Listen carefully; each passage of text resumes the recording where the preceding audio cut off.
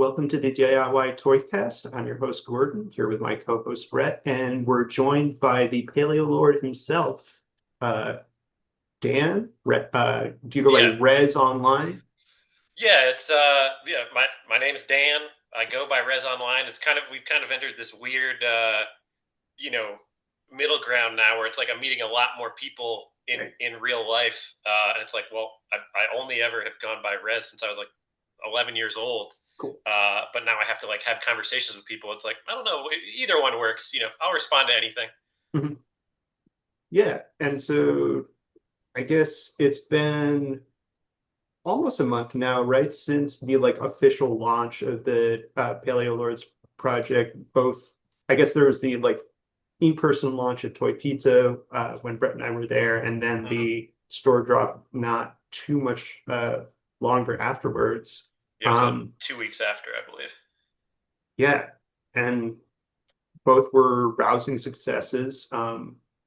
Hopefully, now that you've had a little while to breathe, are you able to uh, kind of look back and I don't know, bask a little bit in the glory of having that milestone met, rather than just deal with the madness of fulfillment and getting the logistics in place?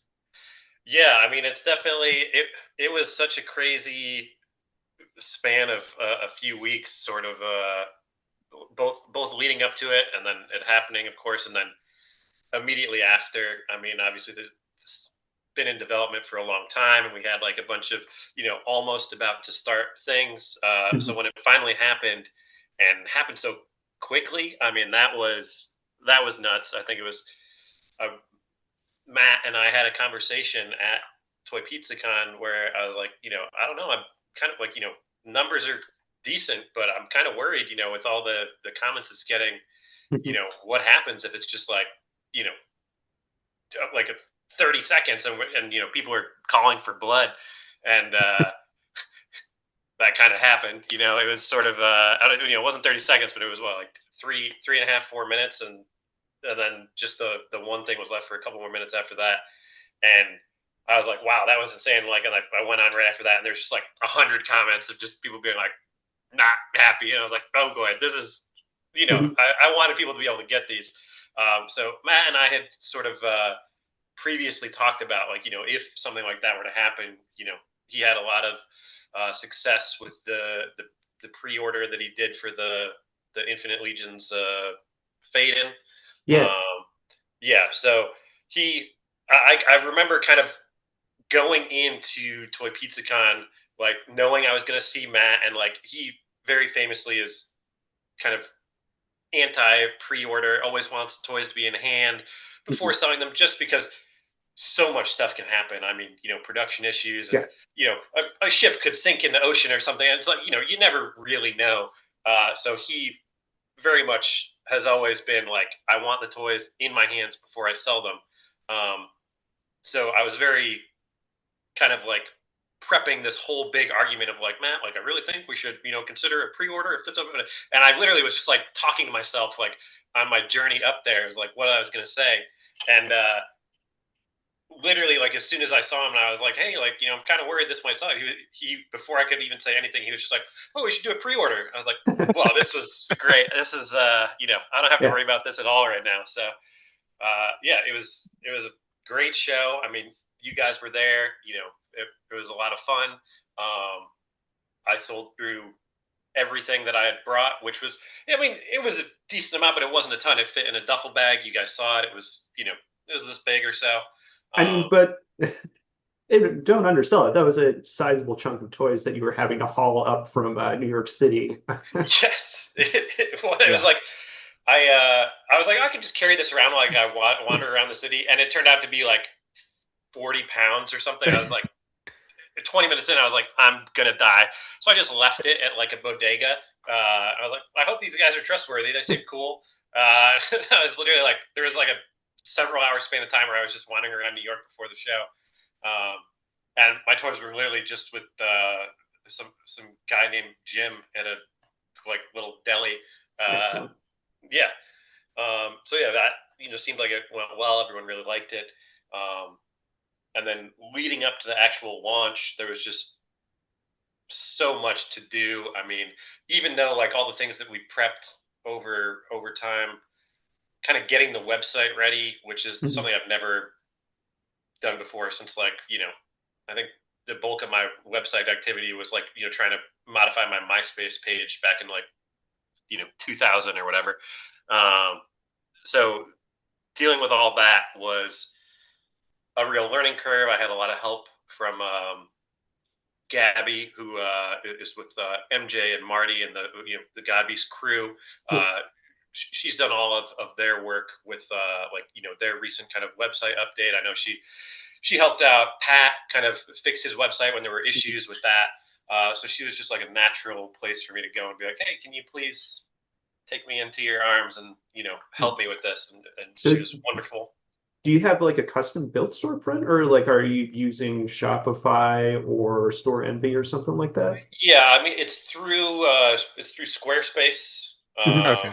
and so whatever they use on their end, I truly am. I'm so anti-tech and kind of anti any Mhm. dealing with it. Like if I was not, I say it all the time. Like if I was not selling toys to people on the internet, I wouldn't be on it. Yeah. I would go full hermit in the woods type deal. Like Mhm. so it's very much like trying to explain to like you know grandparents how to work the TV kind of thing is how I feel about anything beyond that. Mhm. So kind of learning that to the point of like where I could take over and start to like put in images and write stuff and change designs and all that was, I don't want to say stressful because I don't think I was really stressed at the time, but it was very much like I had to dial in and actually Yeah. focus on learning a task that I feel like you know I've been out of school for years. I feel like my day to Mhm. day I'm just an idiot. I'm not expanding my brain too much, but doing new things I've never done before. But that took some time, and yeah, once we went through all that, it went live. It sold out in minutes, and we very quickly came up with the plan for what exactly to do and what to offer for the pre-order, and that wound up doing very well. I mean, it was definitely worth it. There was always the fear of like, are we going to make enough to make it worthwhile? Like the factory Mhm. has order minimums, and Right. even though it seemed like so many people were really, interested and missed out, there was definitely like, part of me was worried like, okay, what if it's like 40 really loud people? I'm like, Right. making two accounts each and, I'm just, absolutely hosed here. But that was not the case. It did nicely. Certainly met my goal of wanting to let people get this, especially like the first sort of big round of it. Because that, I kind of look at it from the point of view of a buyer, since that's what I am. Like I'm a toy Right. fan, I'm a toy buyer. All I've been is just a guy buying Glyos for years and years. And man, it sucks when something new comes out and you miss it. So it very much was super important to me. I mean, that was originally the whole, not the whole reason, but a huge reason behind wanting to do the Kickstarter was just to have something where we got a chunk of time. If you want this, here it is. You can get it.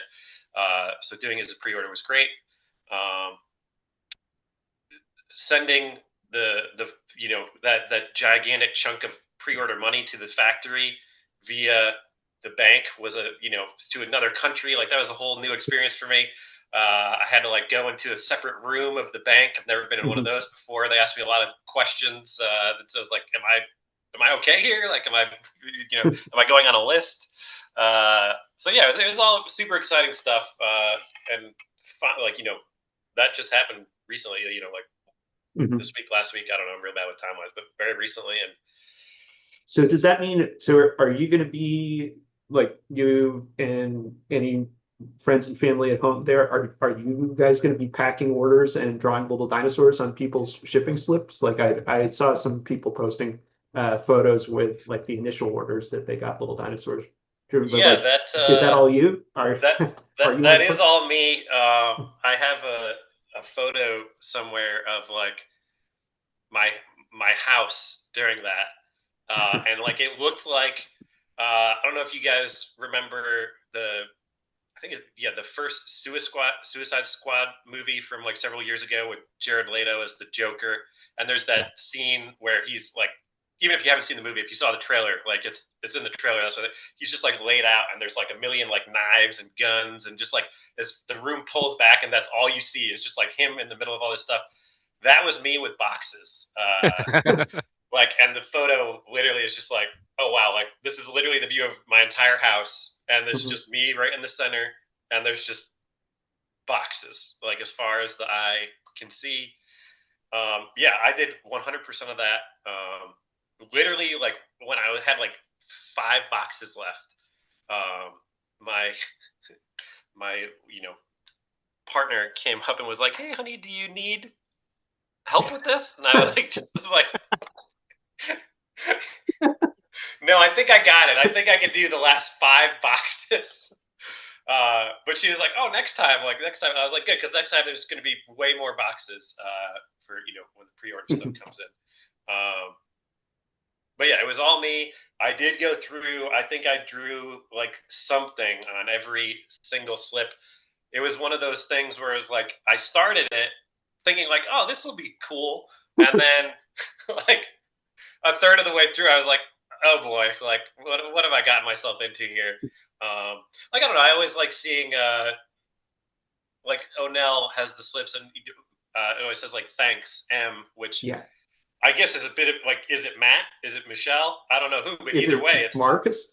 yeah, Could it's be any of them. yeah, exactly. Give us some leeway of like we got to fill out the forms, but it just seemed neat, and I don't know if there's one thing I've done my whole life, it's draw very crude, fast dinosaurs on everything from as a wee lad in school to you know at work, just if it's like idle hands, like I'm just this thing is over here just constantly making dinosaur faces and stuff. So it seemed like something fun to do. A couple of them are like not good, but like relatively involved. Mhm. Whereas like instead of just doing like a quick little dinosaur head, I was like 20 minutes went by. I was like, I should probably go on to the next one at this point. Mhm. So yeah, it was just me. But next time, hopefully, I will have a partner in crime on that, at least for some of the packing and whatnot. But And so had you had any like what what sort of experience did you have to draw on from the fulfillment and like packing stuff side? Was it just like selling stuff on eBay yeah, or yeah, I think you know, the most boxes I've ever put together at one time are maybe 10 or Mhm. 12 boxes. If like I went through like a bunch of stuff that either sold on eBay or make like a sales post for Mhm. whatever, whether it's some kind of collectibles we get rid of or other Glyos stuff. Right. I very regularly like I'm constantly buying new toys. I don't love clutter, so I'm constantly selling kind of like anything that's not like I don't want to say that I don't like them because if I get it, I probably like it. But it's always kind of a game of like just You shifting. enjoy it for a while and then hopefully someone else can enjoy it more than you do currently.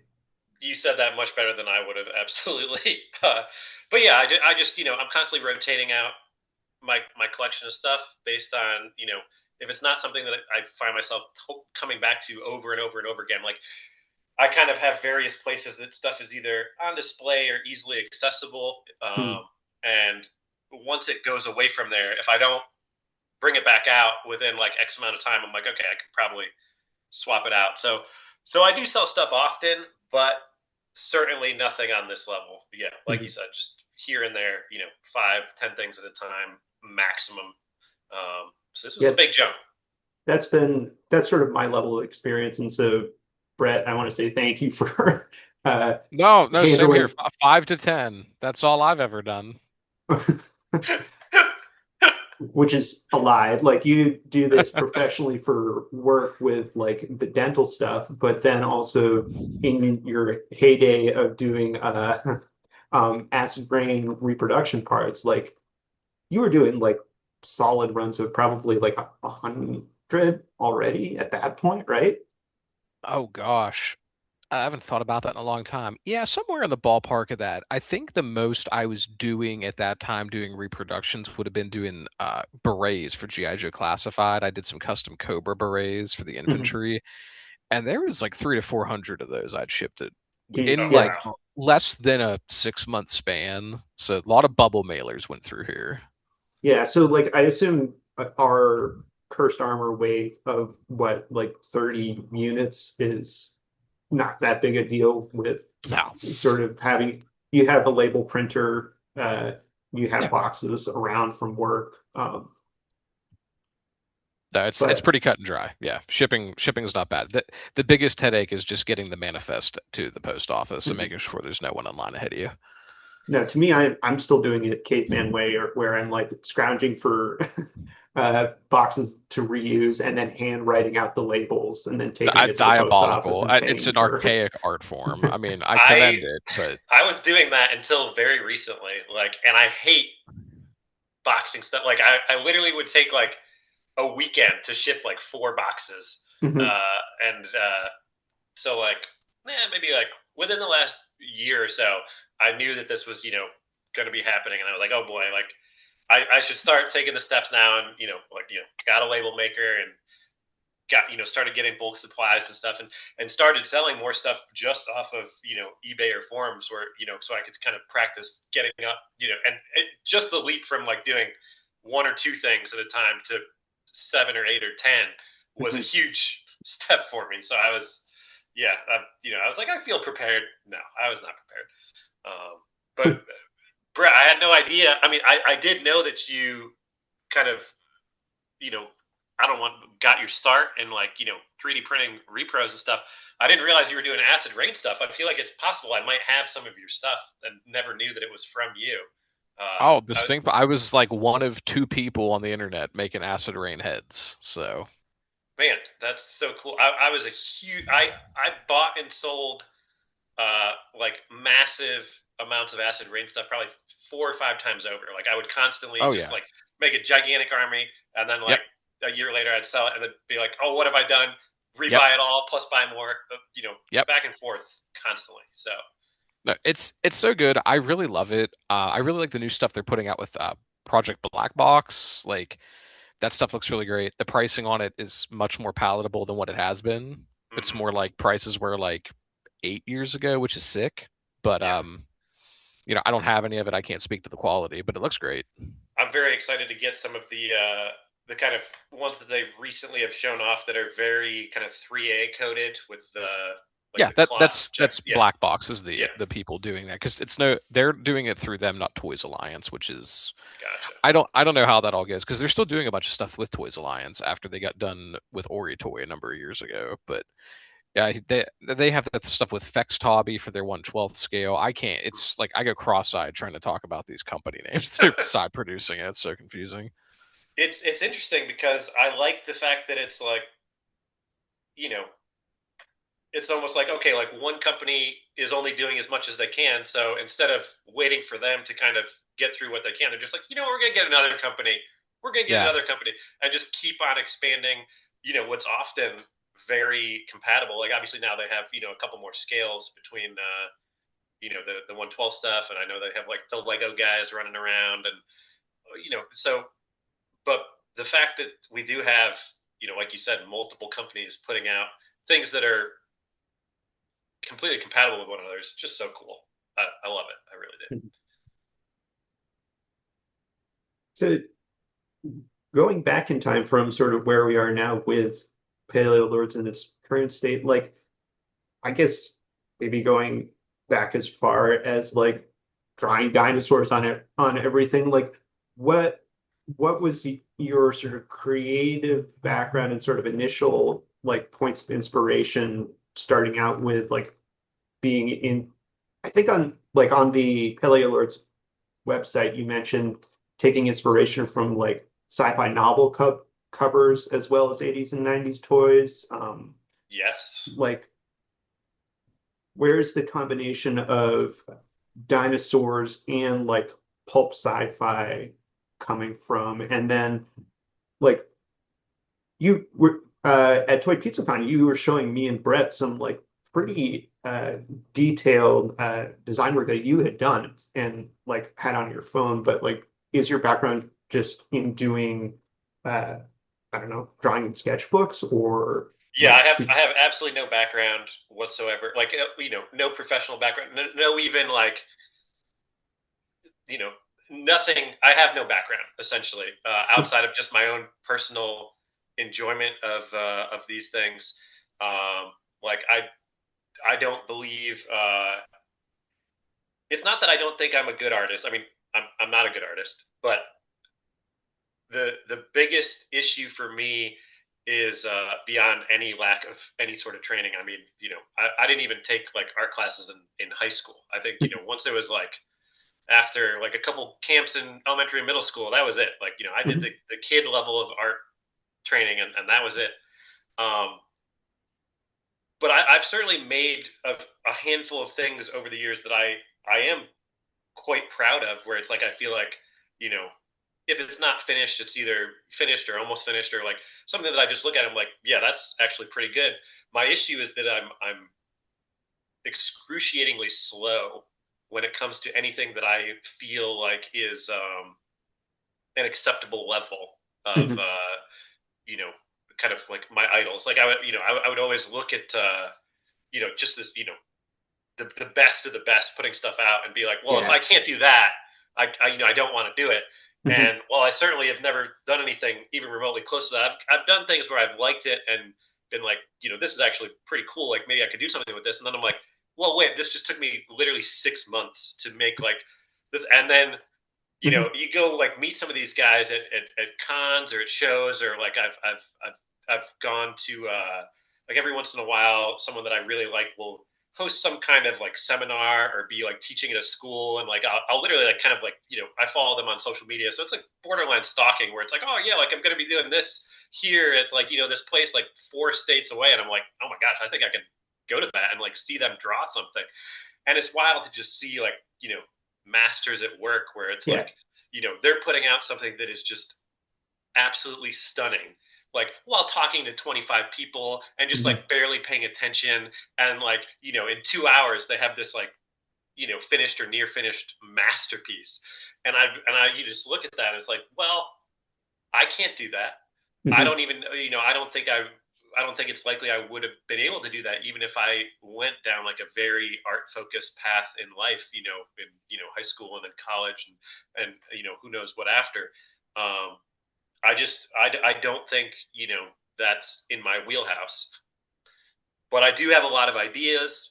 I think that's common with people that like toys, or at the very least are in kind of the toy like sphere on the internet, is like we're we see something and we're like, oh, that's cool, but what if it did this? Or Mhm. that's cool, but man, I wish we had like one of this guy or one of this thing or this thing.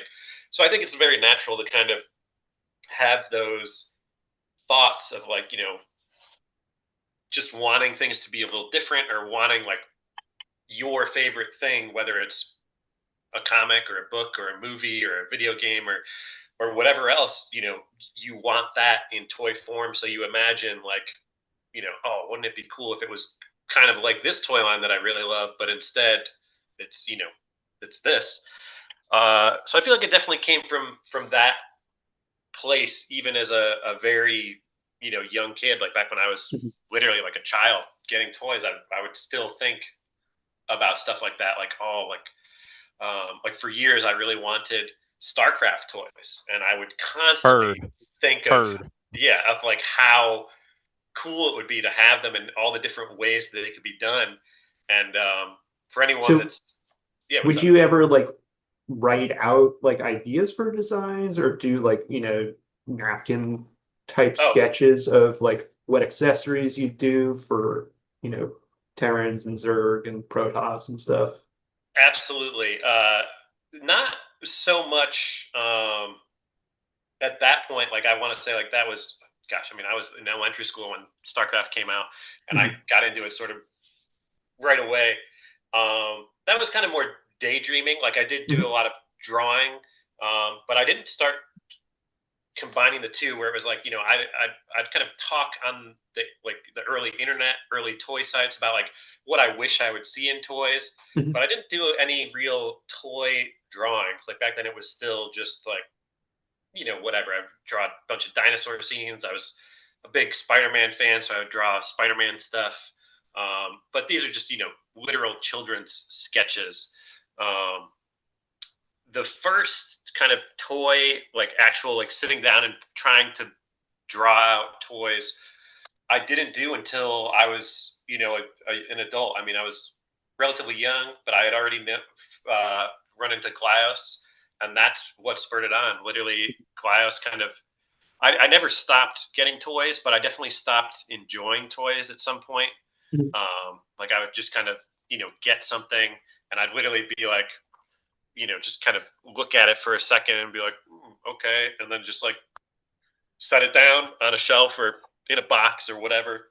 Right. You lose And that that had, imaginative play. You don't, yeah, I you sort of definitely take a lost it. look at it and it's more the collecting piece than so much the engaging with it. Yeah, and that was like I felt like at the time I recognized like, and it was kind of a bummer. Like it felt Mhm. pretty like, oh man, like what's happened.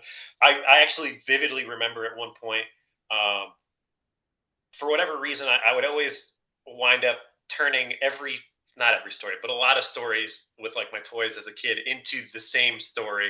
It was like this long arcing thing that always involved like a lot of time travel and jumping worlds and like, trying to come back from the ruined future to fix whatever.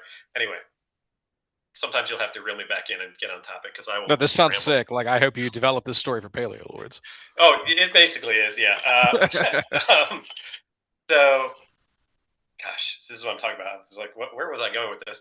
And I remember I had like a bunch of Spider-Man toys out, and I don't remember what age I was exactly, but I remember kind of having them out and thinking to myself like, oh, like I should do more with the like wherever I left off and this crazy storyline. And I just Mhm. sat there like looking at them, and I was like, yeah, I guess I'll just put them away. Like I literally remember like the moment where I thought like, oh, I should be playing with these, Mhm. and I just couldn't. Like I Mhm. kind of just blanked out. And so that was like, I know the Lego folks call it like their dark ages when they're not buying Lego sets or whatever. So that felt like my dark ages for me, and it wasn't until I found Glios and it kind of immediately captured my attention and sort of sparked that creativity again. And just having like this thing in my hands that I could pull apart and put back together, and no matter what I did with it, it looked really really cool. I Mhm. think that was the hook for me. Is that like, yeah, I had Legos as a kid, and would try to build stuff sometimes, and it just always looked awful. Like I was never good at it. I felt like an idiot. I would spend hours on something and be like, oh, maybe I can like do this, and then like I'd look at it and be like, it's a block. Like it's just Mhm. like it just looks like nothing. It's like a house with four legs, and it looks terrible. It looks nothing like I wanted it to.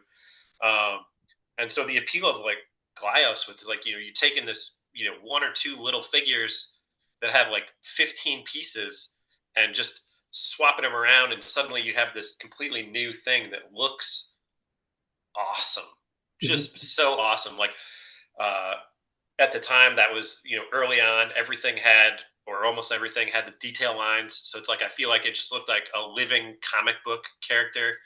So, Um, like, do you remember what era of like was this early Phaeton and Excellus, like, or like what approximate year, if you can still Yeah, trace it definitely. back that far? So the first thing I saw of Glios ever, I remember seeing an ad for them in one of those like toy magazines. Oh, Um, whoa.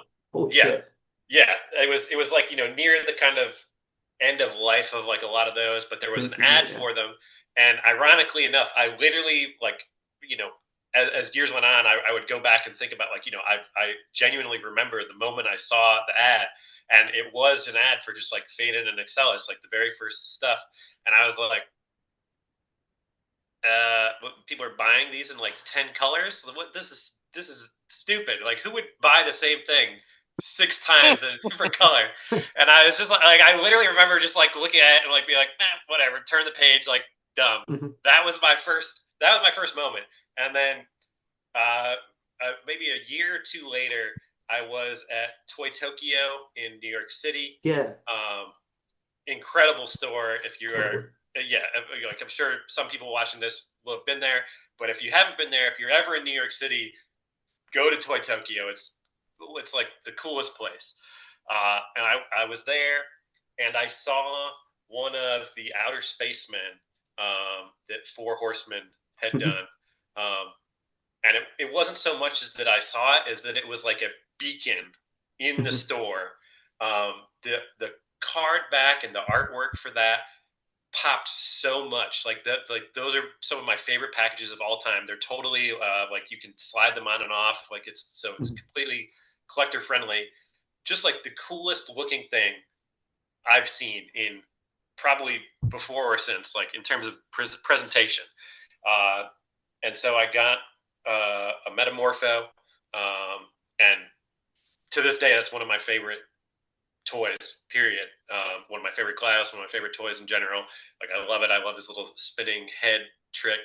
Mhm. Um, and so that was like that was my first Glass figure, and I was so taken with it. And on the box, like it said Glass, so I immediately like I was like, it sounds familiar. I don't know. So I went on the internet, searched it.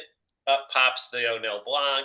I go in, and literally that day, Matt had put up the very first teaser pictures for the EMD orange vinyl drop, with it's an image of like Faden kind of like touching a block, and like this it's just this like massive scene of like there's all these like it's like a whole hangar. It's like a vinyl hangar, and there's like rigs and warp bikes and like a couple other Gaian troops like walking around.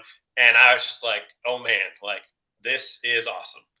Mhm. Um, So I you were getting the one else stuff back when the vinyl was available. Like I only came into it much later through Toy Pizza when the Vector Jump debuted. So like I missed all that early stuff with uh like the warp bikes or any of the rigs. yeah, I think in my opinion, I think truly the rig is the high watermark of Glyos just because of how simple it is and Mhm. yet how endless it is. Like it's four pieces, and you can like if you turn one thing, it's something else. If like just how you're looking at it, it can be like 25 different things. I mean, it's honestly insane like the level of just like pure imagination and skill that like goes into this thing where it's like if you turn it like this, it's different. Well, like Mhm. every time you look at it, it's like a magic eye or something like a lenticular photo where it's like the image is changing every time you look at it. Like that's a rig, Mhm. and to this day, like I don't think I've ever seen another toy, glass or otherwise, that has that level of just pure like with nothing. Like obviously, yeah, like you can get a $400 Diaclone thing that's Mhm. made out of literally thousands of parts and like does the most intricate transformations ever, and that's awesome. I love that stuff. I have some of it. I'm super impressed with it. I love it.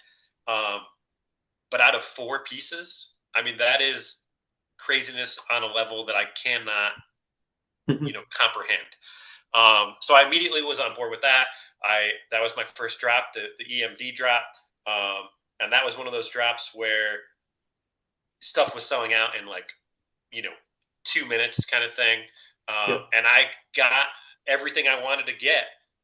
Like I was just in and out. I was looking every day leading up to the drop. I was going on the website and reading. At the time, they had done the lists of like it was the drop details, the mission details of like every single item that was going to be for sale, and then Mhm. at the end there was like a couple question marks with like a price, and it was like, oh, like what is happening? Like it created this excitement level of like, oh, like you kind of know what you're getting, but there's still surprises, and I was immediately like in love. Like this is just the coolest stuff. And as soon as it came in, I was like, oh man, like I should have gotten 5 times as much stuff as what I got. And so right after that, I don't know if there was another drop after that, but maybe there was. Either way, it was very early on, like within a few weeks, maybe a month or two after that.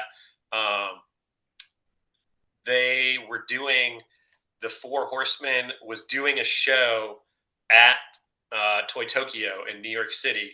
That was like the Outer Spaceman and other stuff, Glyos, and it was just like they put it up on the blog like, hey, we're going to be doing this show. I think it was Toy Apocalypse in New York City. I lived in Syracuse at the time. That's where I grew up, and I was just like, well, I guess I'm taking a train to the city today. And so like within just a few minutes or a few months of like I find out about the toys. I buy a bunch of them. I love them. And then I was just like on a, taking a trip as like a young guy. Like I was in like my early 20s. I hadn't done a lot of like solo travel up to that point. I was just like, oh, I'm going. I'm going to go meet these guys. I'm going to go check out the toys. I'm going to see them in person.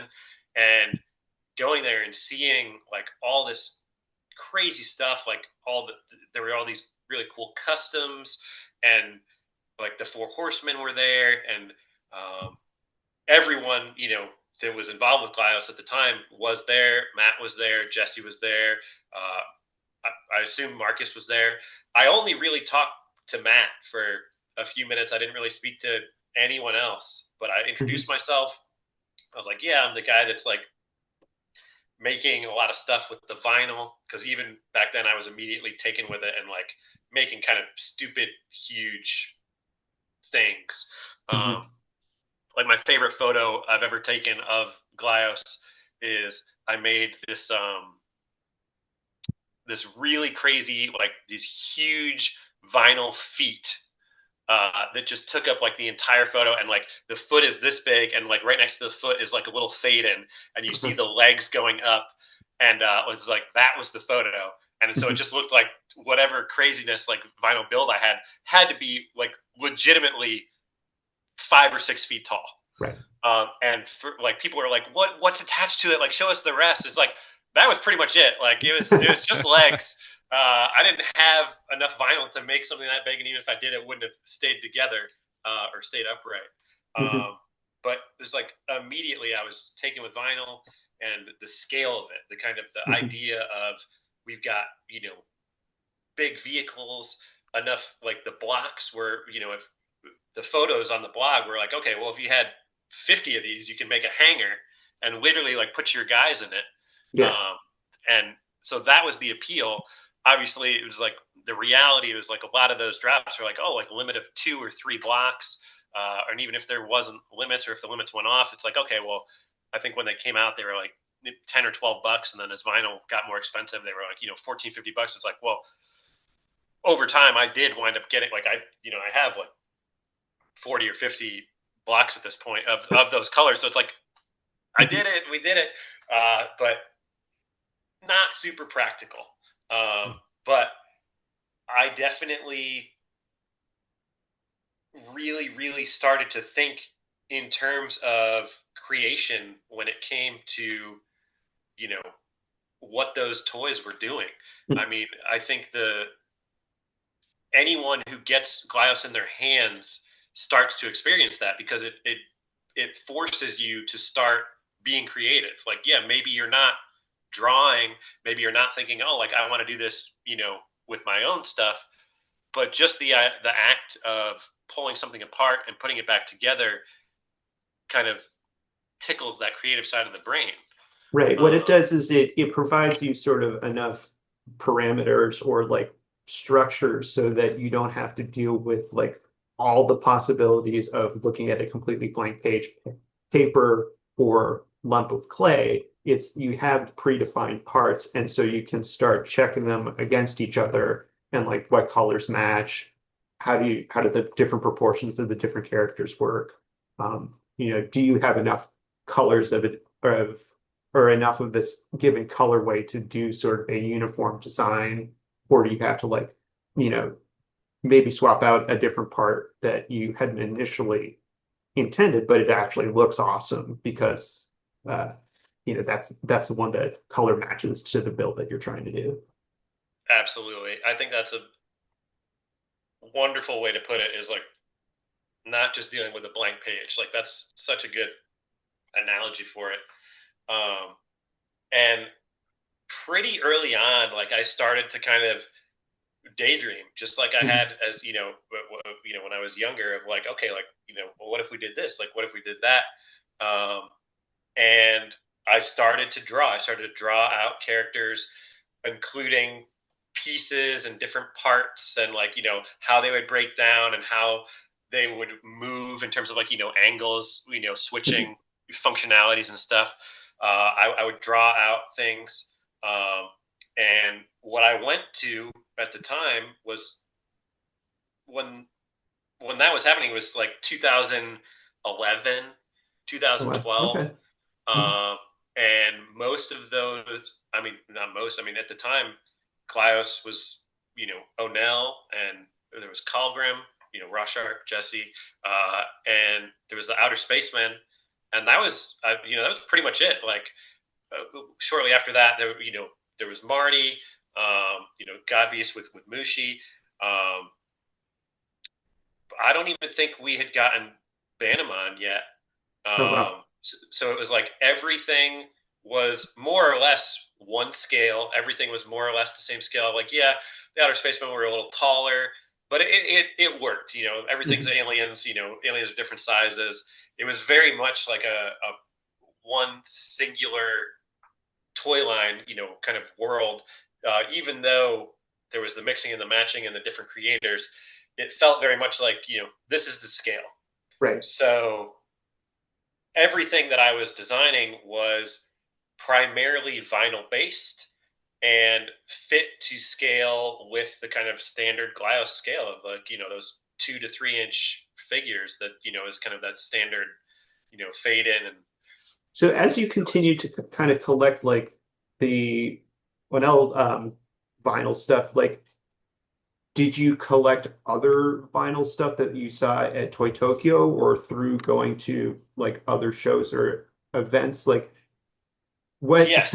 vinyl is such a vast uh, sort of ocean of design and like Yeah, subgenres, I feel like. when did you start taking out personal loans to shop for real head product? Oh man, well, I had to move to Florida for a reason. Okay, I got in deep with the sharks. I had to escape New York because of all the unpaid debts from so many different toy shows. Yeah, no, I mean, truly, yeah, it's interesting. I guess I really haven't thought of it like that, but yes, Glios was kind of my gateway to vinyl and Safubi in general, because I would go to shows. I would seek out shows where Glios people were, and those happened to be shows where that kind of stuff was present. I think the first one that I really got some stuff from that wasn't just Glios was a C2E2 in Chicago, Okay. um, which was another one of those things where it's like, okay, like New York was a few hours for me via a train ride, but like Chicago, that's a bit further for me, and it was an absolutely wild trip, and like a lot of firsts for me happened there that really kind of directly impact where I am literally right now today. I met Ben Spencer there, who does Galaxor, and I somehow wound up like on an adventure with him and friends of his, and wound up in some guy's like high rise apartment, like a beautiful apartment. At like 2 in the morning, had no idea who this person was, and he was just like, "Oh yeah, this is my buddy. Like he's gonna he's gonna open a toy store someday." Um, and sure enough, like that guy now lives here in Tampa, in Florida, where I live. He opened a toy store, Cultosaurus, Oh man. like 30 minutes from me. It's like a very popular, very successful toy store, and I'm going to be selling Paleo Lords like Oh, through sick. him. And Yeah. it's like yeah, like I met this guy at 3 a.m. when we're all hammered like at his downtown apartment in Chicago 15 years ago. Mhm. Uh, like, and now here we are. I remember vividly SC2E2. That was where I first saw a Rotten Rex, which is a large, zombie Yeah, T Rex James made by Groman. James Groman, and I was just like staring at that, like, man, like that's freaking awesome.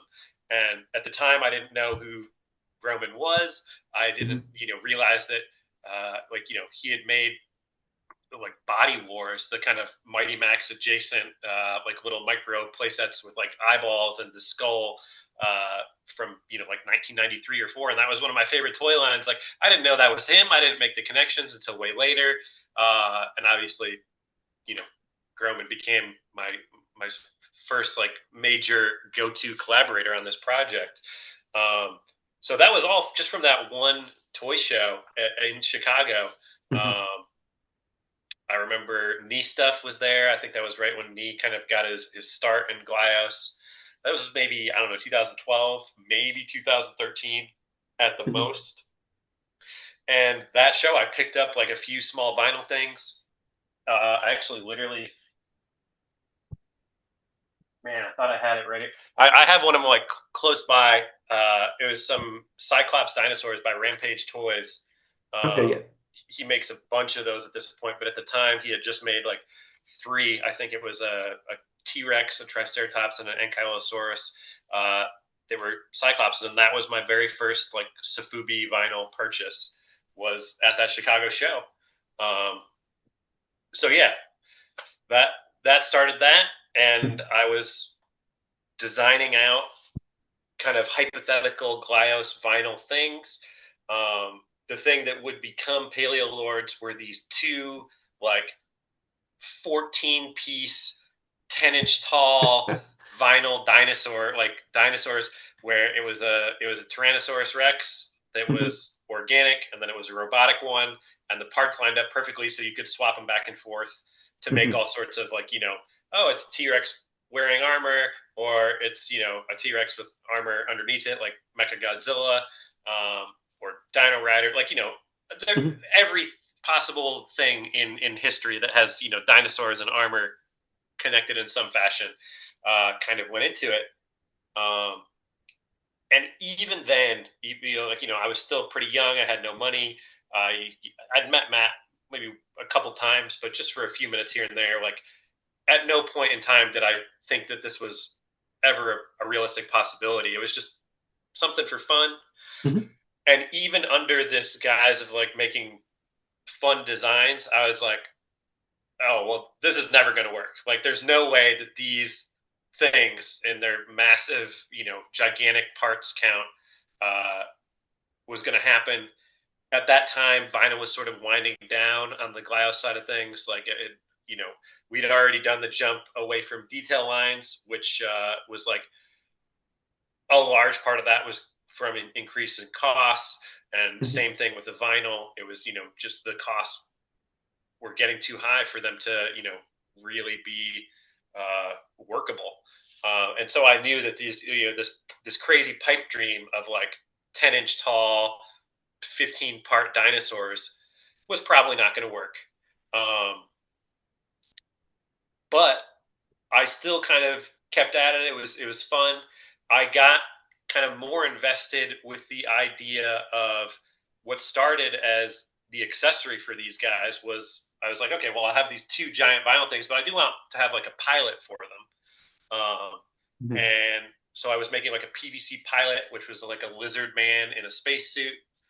Um, Sounds and awfully like sky. Yeah, the oh Grelin. yeah, yep. It's so weird. Yeah. So that's literally who that became. But I had hundreds of drawings of this like kind of 3 or 3.5 inch tall version of that, and there was a lot of really cool things that I was doing, which like at the time, and it's like sure, Rez, like I bet you did. But it was like I had like small little animals with it that could transform it into other things. Like there was a little pterodactyl, and then like okay, like if you took off the wings and the head, now you can make the spaceman lizard man into a pterodactyl man. And then there was like like a snake whip that he could hold in his hands, and if you take off the head of that and the tail, you put the tail on and the head on, and now it's like a almost like a Coelophysis man, like a kind of long necked, little skinny dinosaur man. And this was stuff that like I was really proud of, and no one else was really doing. And then like years later, Jesse started to put in like with the diver, the little like the sea creatures Yeah. with the diver, and that kind of had those kind of design ethos of like these little side characters. You can take them apart and put them on as heads and make it a totally new thing. um, and I was equal parts like I was so excited when I saw that, and then I was Right. like, what the hell, like, oh man, like if only I had I had this idea. And then ultimately, like my sketches, like I have them. They are shockingly close, some of them, to things that you can make with like the biomass mutant, like the spacesuit with the kind of mutant head is very much like in line with what I was drawing back when I was like in 2013 or something. And that one I was just so pumped because it was like it wasn't like the diver was like an adjacent thing where it was like, oh, like that's kind of like my idea with a totally different character. But like this was like, oh, I can literally now make the thing that I was wanting all these years ago. Like I have like a physical representation of it that is honestly quite close. Like I was so jazzed about that. To this day, that is my current favorite Glyos figure. I think just in terms of what it can do and all the possibilities with it. I think it's so impressive. Um, so so yeah, I had all these drawings, and it wasn't until several years later where I kept going to shows. I kept seeing Matt. I kept I started to meet a lot of the other people. I can get on first name basis with them to some extent, and So I would what just sort of quickly, like were there like 4 or 5 shows that you would go to regularly, or like what was your list of yeah. stuff that you were going to? It's interesting because it sort of shifted over time, Mhm. where it was like I would sort of follow them around. Like Okay. I loved going to toy shows, but it very much became like, okay, like if I'm going, what am I going for? And so I would look like I'd look to see like, okay, like who's here, like what am I looking for?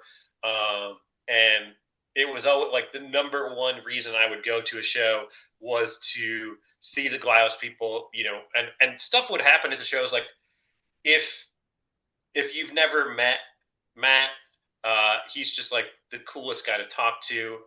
That's sort of like what everyone says, and it's really true. Like he's just this naturally kind of gifted storyteller who like really remembers people, and like 1,000 people will kind of come up to him in a day, and he'll remember every single one of them. And so it's like your moment where you're talking to him, it's like, oh my gosh, like this is so cool. I remember one of the earlier times I met him, I went to, I want to say it had to be a New York show. It was some kind of New York toy show. um, and I went there, and I went with a buddy of mine who's one of my best friends in the world, who he's a exceptionally gifted piano player, uh, like savant level musical genius. And we're very close, but he hates everybody. Like you introduce him to a new person, and he will just destroy them. And I remember, like, he doesn't care about toys. He just went with me to the show, and he met Matt, and we all, the three of us, chatted for a little bit. And when it was time to go, like, we left, and like he looked at me and was like, "Man, that guy was fucking cool." And I, to this day, I've never heard him give a thumbs up to anyone Mhm. like that. Certainly not to that level of enthusiasm. Um, so yeah, I would like to go to those shows. I went to C2E2 had people. There was the Four Horsemen did a handful of shows at Toy Tokyo. I think they did 2 or 3 there. Um, they wound up going to Designer Con in like in California. Um, I went to a few things like Five Points Fest. Mhm. Would usually have like one or two people. Um, that this is kind of more recent, like not recent, but in like 2018, 2019. Yeah, Um, in the before times. yeah, yeah, before things got real crazy. Uh, but yeah, so I would seek out shows and go to them, and anytime I would see Matt, it you have all these conversations, and usually he has just like new upcoming toys in his pockets, and like Mhm. he'll sometimes pull you aside and be like, check this out, check out what we got coming in, like don't show anyone this, don't tell anyone this, like, and it just feels like you're meeting with Santa Claus like 3 days before Christmas, and he's showing you like what you're gonna get, kind of thing. Mhm. And so it was always super cool to see new stuff, and like anytime you went to these shows, people would bring new stuff usually, so it was like a chance to get toys early. And whenever I'd talk to him, I would be like, oh man, like you gotta do this, like you gotta, how about some more vinyl, like when are the Delphi coming out, like those were my big two things. I guess I had three things I would always harp on about. It was make the Delphi in production PVC, uh, do more vinyl, bring back vinyl significantly, and bring back detail lines. Those were like my three things that I was always, I don't want to say bitching about, but I'm sure he would probably Mhm. be like somebody shut this guy up. And like, God, what was, I think the one that I really got very attached to was the idea of a Tron drop, uh, using vinyl, and I was like, oh, you could have like vinyl warp bike, like a black one with a little orange, and then like a black one with a little bit of like white or blue or what, like white and red, like to have just two competing warp bikes, and then have a couple figures in like the translucent colors, and like I was obsessed. I wanted this to happen so bad. I was really bugging him about it, and I remember like going up to him and being like, hey, like you should do this. And he looked at me and was just like, you've got all these ideas, man. Why don't you just make something? Like, why don't you? And it was almost like being punched in the face. Like it shut me up. Mhm. And as you can see right now, like that's not easy to do. Mhm. Like when I get excited about stuff, I will just ramble on. And I was like, what do you mean I should do something? He was like, do something. Make something. Like you got the mind for it. Why don't you try designing some stuff for it, and and we can make it. And it I was just mean, like yeah. nonchalant thing like that, and that blew me away. I went home and I was like telling people that just in my own personal life that had no connection to this world, that didn't know anything that I was talking about. And they were like, what? And I was like, yeah, like Matt said, I could make like, I should make some Glyos. And they were like, get this guy out of here. Yeah, you're speaking in tongues. Yeah. They're like, oh, he's created a friend, and he's yeah, um, so yeah, that sort of sparked it. Like the fact that I had kind of the man himself encouraging me to show him something, Mhm. kind of put me into overdrive, and I was still stuck on the sort of larger scale stuff. Um, when I had this sort of eureka moment of like, well, I can't make this work. There's no way we can make it work. But what if we made it smaller? Um, and that was that. That was kind of the moment where it transformed into truly very close to what it is now. All of like my earliest sketches and designs are what was released. I mean, the very first things are things that at the very least I have, like very far along prototypes of, like those original Rexes, um, were shrunk down, and like they've been at a couple shows, like they're out there if people want to see them, like one of them's on the Pill or Instagram. Like they exist and they're real, and like they're sculpted by James Groman, like it it happened, and like everything else that we wound up releasing are things from those very very early days of design. Mhm. And ironically, like it's so fast to have ideas and design things, and like this has been such a slow process. So it's like now I just have like literally like hundreds of things that like that I'll never get to. I mean, even under the most optimistic of, if this line runs for 10 years and is a massive success and people keep buying it and, and the world doesn't collapse and, Clio still exists and, I can make even more molds. Like under all of those umbrellas, there's no shot that I get to even a tenth of what I have in sketchbooks, and I literally have drawers right underneath me that are just full of like tinfoil models and like little clay things and all sorts of early stages of kind of design work. But yeah, we like what exists now is what was dreamt of back in like 2018. I want to say 2018, 2019 is when it really started to come together. Yeah, 2019 is when I got James Groman fully on board. I went to the very first Toy Pizza Con in the little church in Beacon, New York. Oh, nice. And I went up there, like I drove up there from Florida with the explicit like mission of I wanted to speak with Marcus and Matt, and I wanted to talk to Marcus and be like, hey, like I know you've got Bitfigs, like how do you feel if there's another thing that's that size? And I wanted to sort of just like chat with him and make sure he'd be cool with it, see what his plans were. Like I wanted to see if like, if he was going to start making play sets, like I didn't want to start making play sets.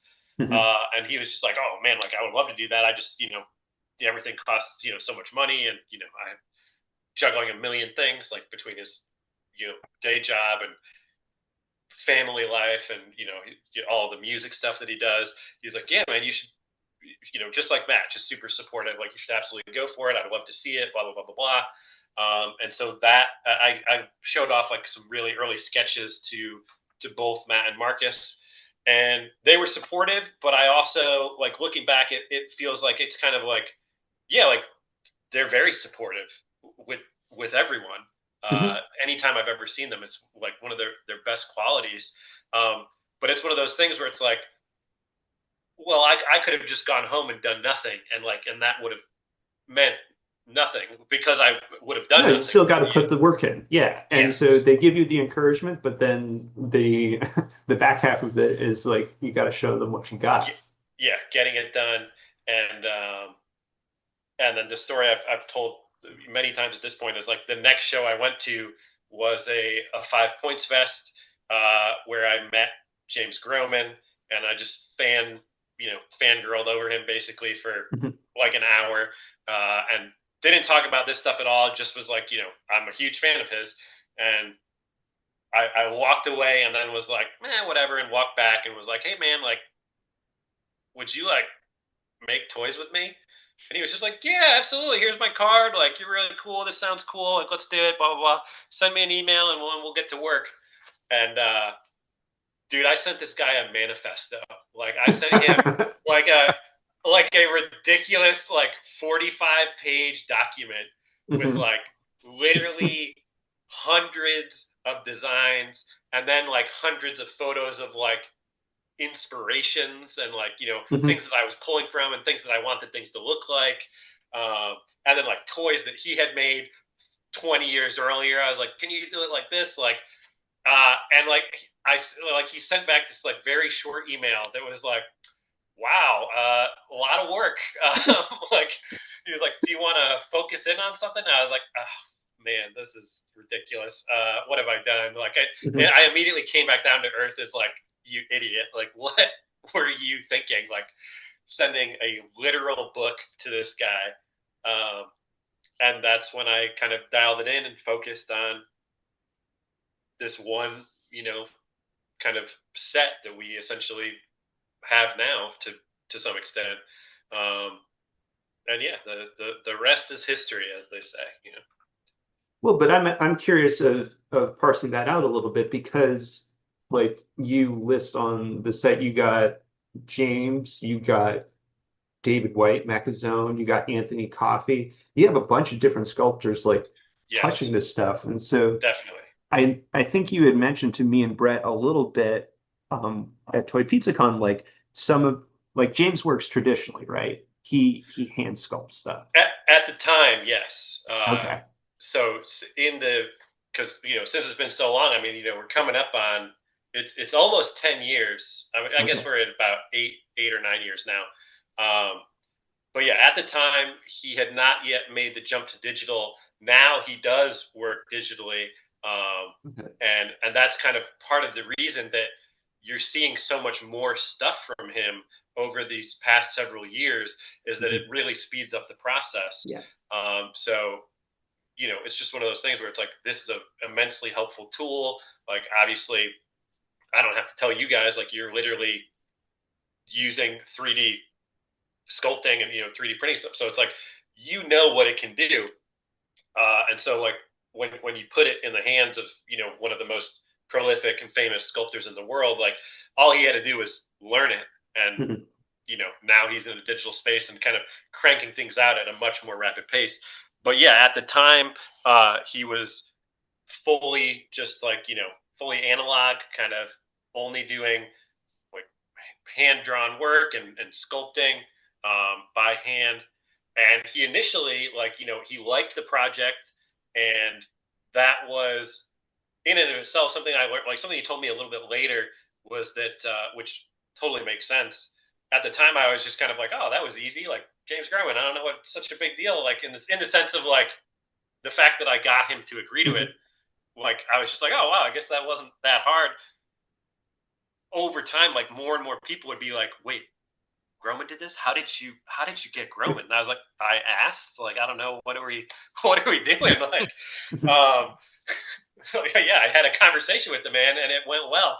But I I think one of the things that kind of speaks to um, just how well he and I meshed together on this was that years later, kind of when I went back to him for like another round of work, he told me that like, he gets so many requests and inquiries about, doing stuff from people large and small, like, companies, massive, like the biggest corporations in the world, all the way down to just like, individual indie guys like me, and he has to turn down so much Right. uh, because of that. And so the fact that he agreed to this is just the highest compliment in the sense of like even with just horrible sketches and me being kind of like an awkward spaz, like he saw what it was, what it could be, and Mhm. was like, this seems really cool. I want to work on this. And then he kept working on it. Like he did one thing for me and then he did another thing. And then I'd go back and, he's so busy that I'd be like, hey, like, can you do something? And he'd be like, check back in like 6 months. And yes. And so like over several years, that's exactly what happened where I just, kept coming back around and Mhm. it got to the point where I sort of started to like plan it out where I knew like, okay, like if I go now in August, I'll be able to get this thing and that'll be right before this show. And then I can show that to Matt and see like the feedback that I need. And, it Mhm. became this whole thing. Um, Jim was the one who originally brought in David White of Mechazone, and Mhm. Oh, okay. for years now he worked with Super Seven extensively, and he has always been like I knew of David and knew of his work because he had been kind of in the Glyos space, Yeah. even though he didn't make Glyos, he was doing the Mechazone stuff. Um, he did that one thing with Kent for Toyfinity with like the unmade RoboForce character, and all of his stuff was just if you want a cool robot, if you want a cool mech, like if you want something robotic, like go through him. And even though I knew him or knew of him rather at that time, I didn't ever consider it. But James, whose obviously specialty is like gnarly dinosaurs and monsters and creatures and zombies and like organic stuff, he was like, hey, like I'm of course very comfortable with all of this organic stuff, but for, I think at the time it was just the ship. Mhm. He was like, for the ship, why don't we reach out to my buddy? He's a great guy who does a lot of work with like kind of more mechanical stuff. And I was like, sure, like who is it? And he said David White. I was like, oh yeah, like I know yeah, I absolutely know who that is. Like I've literally met him a couple times, like at shows.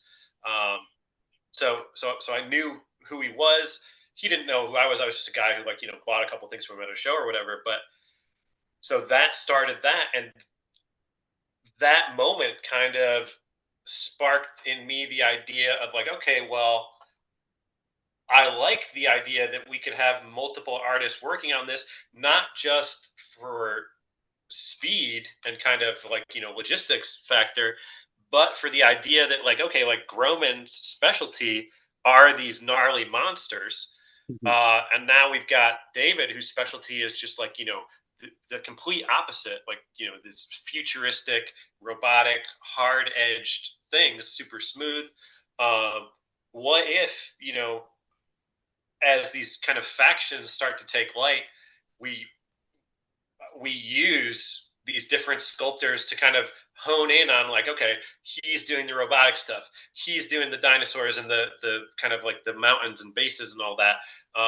And it that truly is what sort of grew this into what it is now in terms of reaching out to people as their strengths present themselves. Yeah. um, like Sam Costadel of Angry Hedgehog Toys, I started stalking him just off of Instagram, based purely on he was putting up these renders of like little vehicles and stuff from like famous franchises with little 1 inch minifigures piloting them. Like he has the one that sticks out in my mind that made me go like, oh man, like this guy's awesome. Was he made like a War of the Worlds like tripod with a little alien, and I was just like I looked at that, and I literally like looked at the stuff on my desk. I was like, this is the same thing. Like he's made like he right now is designing the same exact stuff that I'm designing. Um, and like a few months later, I saw his name pop up in whatever, maybe the Klaus Discord or chat or something. I was just like, oh man, like you're this guy. He's like, yeah, I just got Klaus. Like I'm really interested in it. Like it's so cool. Like I'm thinking about like, wouldn't it be cool to like make some stuff? And I immediately sent him a message. And this was like when he was just starting to like get the ideas for what would become Colossi of Chaos. And I was Mhm. like, hey man, like I love your stuff. I've literally been like, I think I literally had like sent him a message on Instagram that got stuck in like like requests or something, Right. like like an unseen message basically. And I Mhm. was like, hey, like I've literally like I've been wanting to like reach out to you because I think you are absolutely perfect for working on this thing that I'm working on. And so he came on board. Um, David, unfortunately, at the time for me, got an exclusive contract with Super 7, which was Right. great news for him. That's Mhm. like the dream as a kind of freelance designer is to not have to be a freelance designer, right? Right. To have some job security for a while. Um, but that came with a non compete clause. So he had to wrap up what he was doing with me. So I was in need of, like James was still helping me, but so sporadically with like like 8 to 10 month gaps. uh like I had Sam in my corner, but I needed someone to like do like the heavy lifting of like I had all these physical sculpts that Groman had made.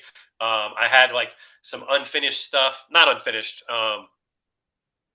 David had done everything that I asked of him, but putting it together was unfinished. Like there were Mhm. things like the the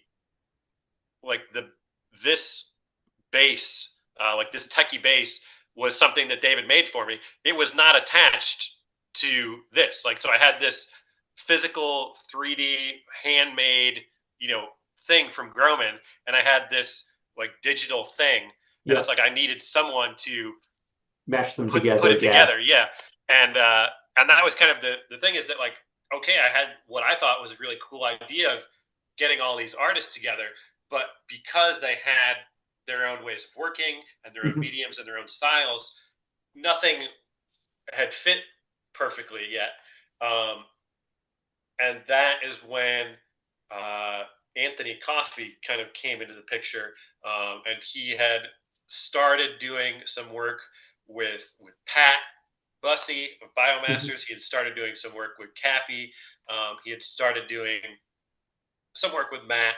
Um, And so and I, did he come into the Glyos like group through Pat? Was that sort of the initial yes, yes, avenue? they are. They've known each other for years. I believe Okay, they went cool. to Okay. college together, and that was, I believe, Hmm. I'm sure someone will correct me somewhere if that's inaccurate. But yeah, I believe it was through Pat, and that he initially started working like with Pat on one of his figures. I think it was the mutant was like the Okay. first thing, and then Anthony is a machine. Like he's just a marvel in terms of turnaround time. Like Hmm.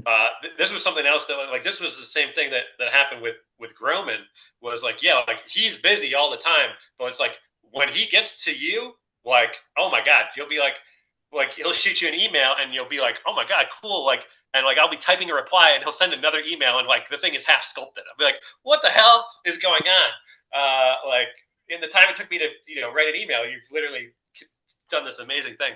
Um, and that is very much the same thing with Anthony. He is just a force of nature, and like he, as as far as I know, like is constantly working on various projects at this point. Hmm. Like there's always something between various creators that use him now. He does a lot of stuff for a lot of different Glyos people, and it's great to have someone like that knows the toy line inline and out Yeah. because of the compatibility aspect. Hmm. Like there have been other people that I've used in or I've reached out to. Like I've experimented with folding other people in the last few years just because I love their work and Yeah. I think that they could really do something awesome. Like kind of take my very amateur sketches and kind of turn it into something cool. But like there's one person that I did this with, and they just weren't getting it. Like they weren't getting the Glyos side of it. Like it just Hmm. they It is a they language unto itself, and yeah, sort of like they couldn't yeah. even having the like some of the existing files and stuff. Like Hmm. it was just it didn't work out. Like it was truly like these are people like I exchanged files with. Hmm. Like they have like all the STLs of like what became the molds for this line, and they just weren't getting it. And this is like someone that's absolutely incredible, and I love their work. And they're now like when I found them, they were kind of just like posting random stuff on Hmm. the internet, and now like they're working with Hasbro.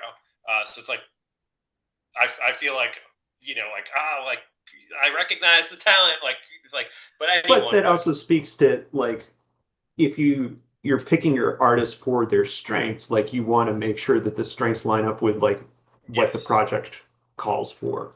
And just because definitely like you're sick at doing a hyper articulated 1/12 scale action figure doesn't necessarily mean that you're going to be able to do a modular figure that cross builds with other Glyos stuff.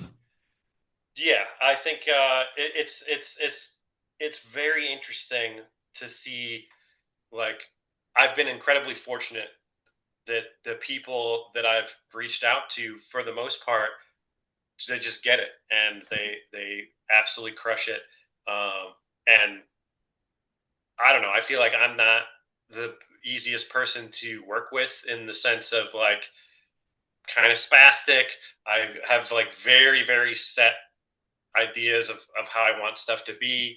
Um, and so like I'll be sending stuff back and forth sometimes like over and over and over and over and over again. And it's worked out so far. I mean, uh, with But it very rare exception. So but I think your example of like it sounded like James really picked up on, what you were putting down. He picked up on sort of the creative wavelength and sort of intention of your project. And so he's willing to go through that Hmm. conversation with you. Like if he loves weird, gross dinosaurs, like that will make him stick through the sort of back and forth. And similarly, like, Brett, you and I working on our fantasy stuff, it's a lot, that's sort of what keeps us going through like troubleshooting the mold issues with the factory. It's because we're Right. so committed to, what we're doing. Yeah, I think it's certainly like I don't know. I just feel very fortunate to have all of the people that have worked on this and sort of helped with it, because they're absolutely incredible, and it's been, I guess I would hesitate to call it a smooth process because it's been so long and there's been, my God, so many issues. But when it comes to the designing side of things, it's like, oh, the issues came later, like kind of like production is when stuff was like, oh my God, like what's happening. But the designing side of things has always been, for me, the most enjoyable part. And certainly, like, it's gone smoothly. Like, I don't have anything before me here that I'm unhappy with. Right. There's, yeah, like it's all turned out so well. There's literally one. Uh, I won't say it what it is. I'll let, like, the speculation go wild. But there's one part of one thing that I'm like actively like, man, like I don't really love how it turned out. And it's just something that like was so last minute that there wasn't really time to like deep dive it the way that there was with everything else. Like one of the benefits of this taking so long is that like things got really worked out like over and over and over again. So a lot of it is like exactly how I want it to be. But there's, so with one tiny exception, and there's a few things that don't work in the sense of um, like the ship has obviously like a variety of kind of built-in extra functions. I like to say that this is like the most over-designed two-piece little thing, um, because it really does like a lot of stupid stuff. That's like, what are you gonna do with this? It's like, oh, you can make it 12 feet long if you want. Like, you can make towers. You can fit three guys in there. Like, you I can can stick think this of on. at least 3 or 4 builders who will put it through its appropriate paces. Yeah, so it's like there are things you can do with this, but there's even more things that were planned with this thing that didn't work out just because of like variations in the production process. Like it's just a little bit too small and just a little bit too big to do certain things that I had in mind for it, which were really, really like specific dumb things that like literally like five people would even maybe pick up on or care about at all. But like cross compatibility, backwards compatibility with like a lot of that old vinyl was like a huge priority for me. And there is some of it in here, but it originally had even more. Like it legitimately, every single like different sized little ring and space on this was supposed to fit with every single different sized vinyl connection in all of Glyos history. Mhm. Uh, and in reality, I'd say maybe half of them work, and half of them don't. Uh, Maybe even less than half. But we still have several. Like it still can connect to various things in various ways. So I'm happy about that. But a couple of them didn't quite work out. But literally, it was like you know weeks and weeks of work just going through and like measuring with calipers and all these Yep. little like little devices trying to get that perfect. And then just because the factory can only do so much, and like Right. Well, you get that slight tolerance difference yep, between whatever you send over and then whatever actually comes out of the mold. yep, yeah, like things shrink and they try and make up for it by printing the things and like slight a percentage higher or whatever. And then there's also the thing that the vinyl itself changes over Mhm. time. Like the vinyl that we have now is not the vinyl that we had 15 years ago when it came out. Like it's a little harder. It definitely affects the connections. Like if you got the warp bike that Marty just put out for his thing, like you know, Yeah.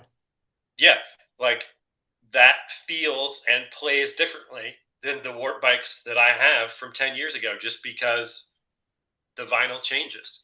Um, Yeah. Whereas like I would know I'm like these are the I think the first two vinyl pieces within like Glios that I have up until this point. You know, I'm coming at it from the Sotheby side of things. Um, mm, and so it's interesting. Like I knew that it was a creative influence like on the Glios set of things with like the real head crossover pieces that Matt has done with whatever Theos and the villain one, which I'm not remembering the name of right now, but like the huge like dude with the mutant arms and mutant head. oh yeah, I don't know how to say it. It's one of those things I always see. It's like Chimera Chimera. X, yeah, or yeah, Yeah. something. one of these words that always I'm saying in my head perfectly, but I've never No spoken one's aloud of actually it. said this out loud before. Yeah, Right. never in life has it been spoken. It's fun, man. Like if you go to a show, like the show nowadays is Legion's Con, which is in November, and then Toy Pizza Con. It's fun to go to these shows and talk with the creators and hear what these freaking words are supposed to be.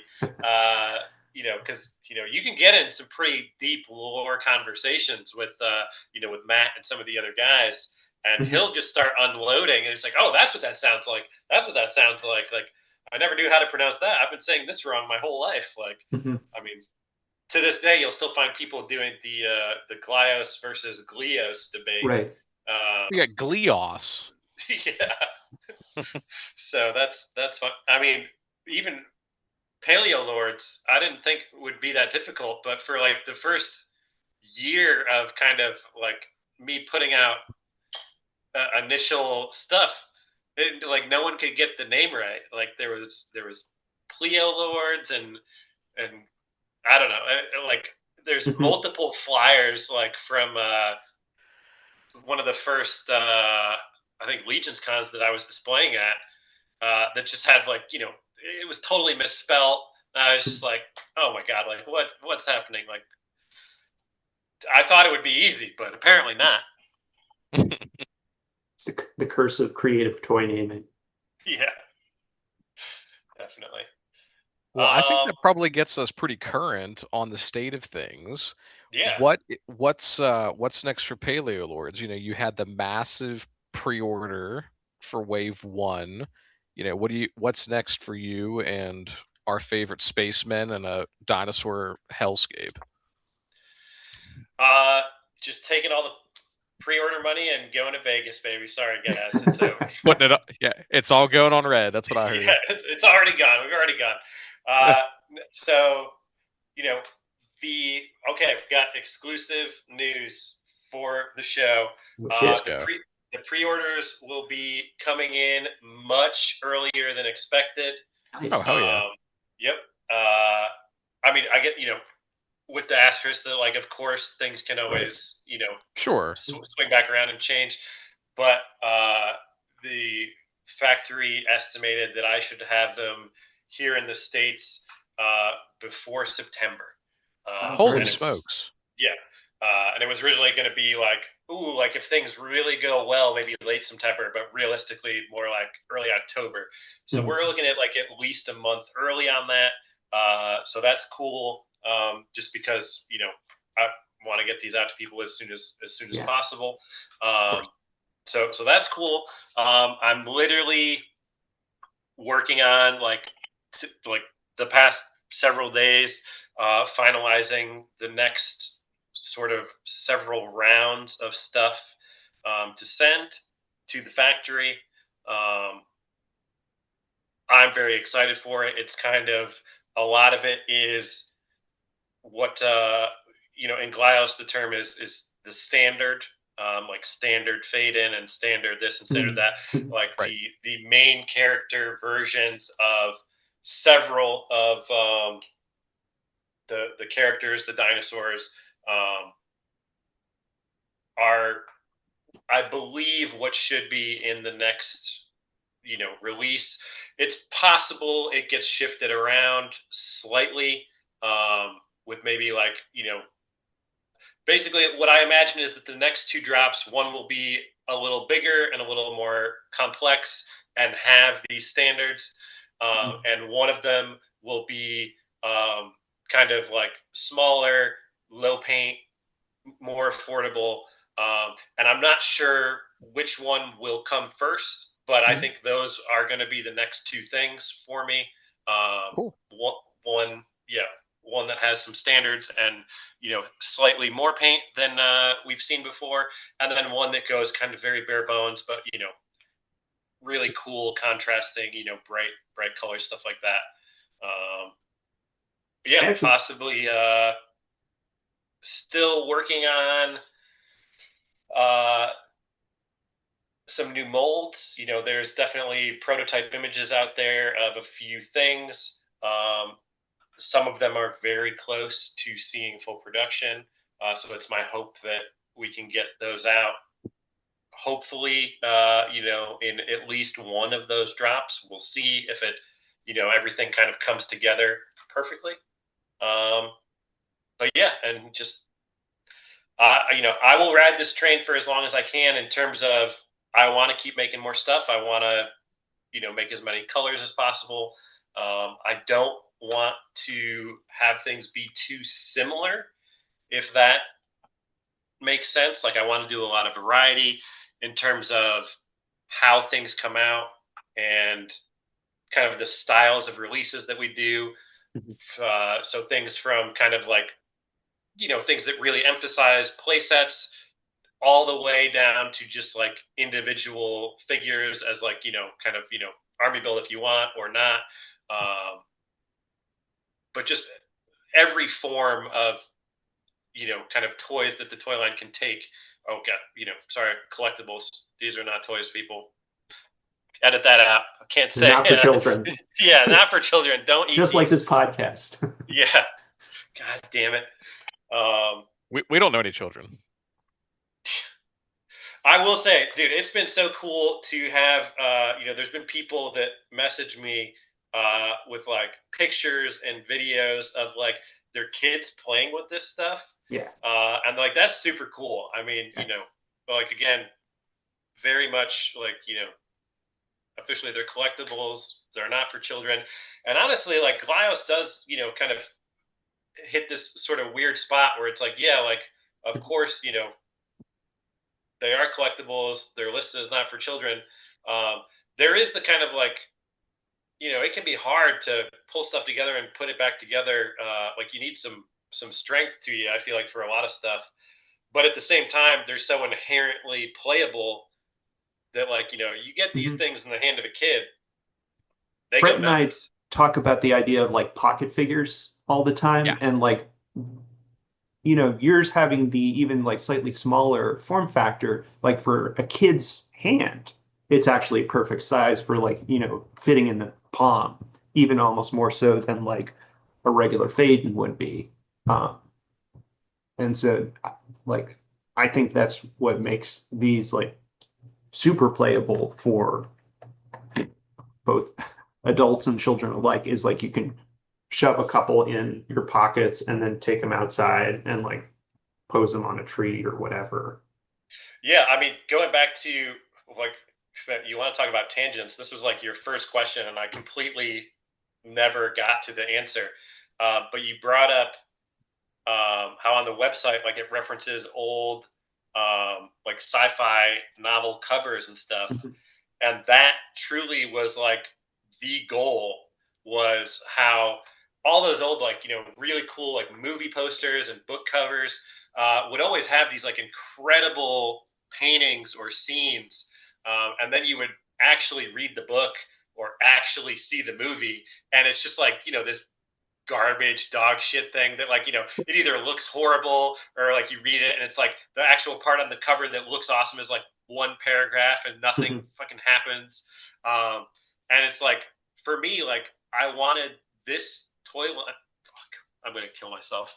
This line, I wanted this line to be something where it's like I can have that scene on my desk, on my shelf. Like I can take a picture of these things with my phone and like, bam, that's a movie poster. Right.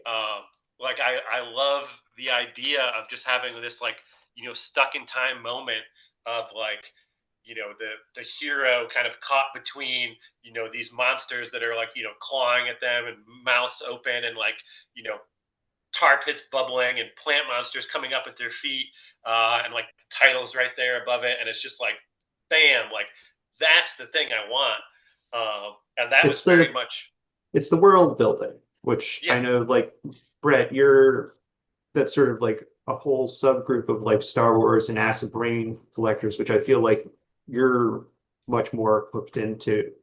Oh But yeah. I feel like it crosses over into sort of a lot of different areas of like collecting that we're into, from uh the photo sets that Matt would always do for the different Onell drops, to like Jesse DeSazio's like older Toy Pizza like photo stories that he would do for his releases, to modern stuff like Kenneth West's short films that he does. those are so cool.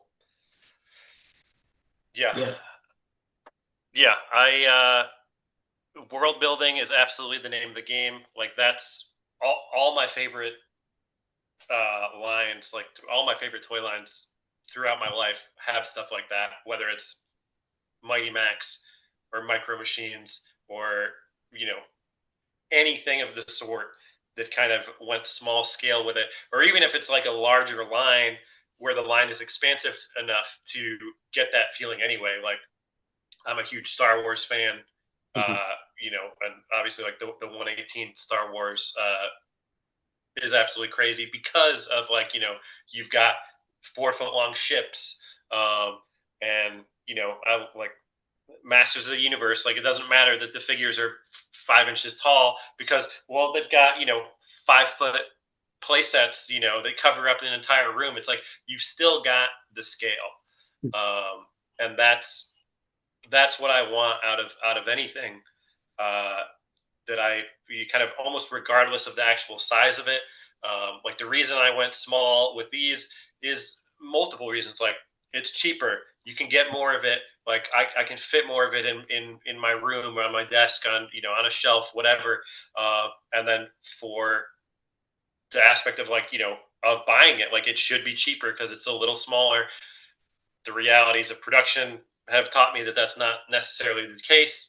But that was like, that was my thought process. Like, oh, like Right. it'll be half the price. No, uh, but like that's what I was thinking. Um, but it's like, regardless of how big or small something is, I want to see the world building. Yeah. I can't stand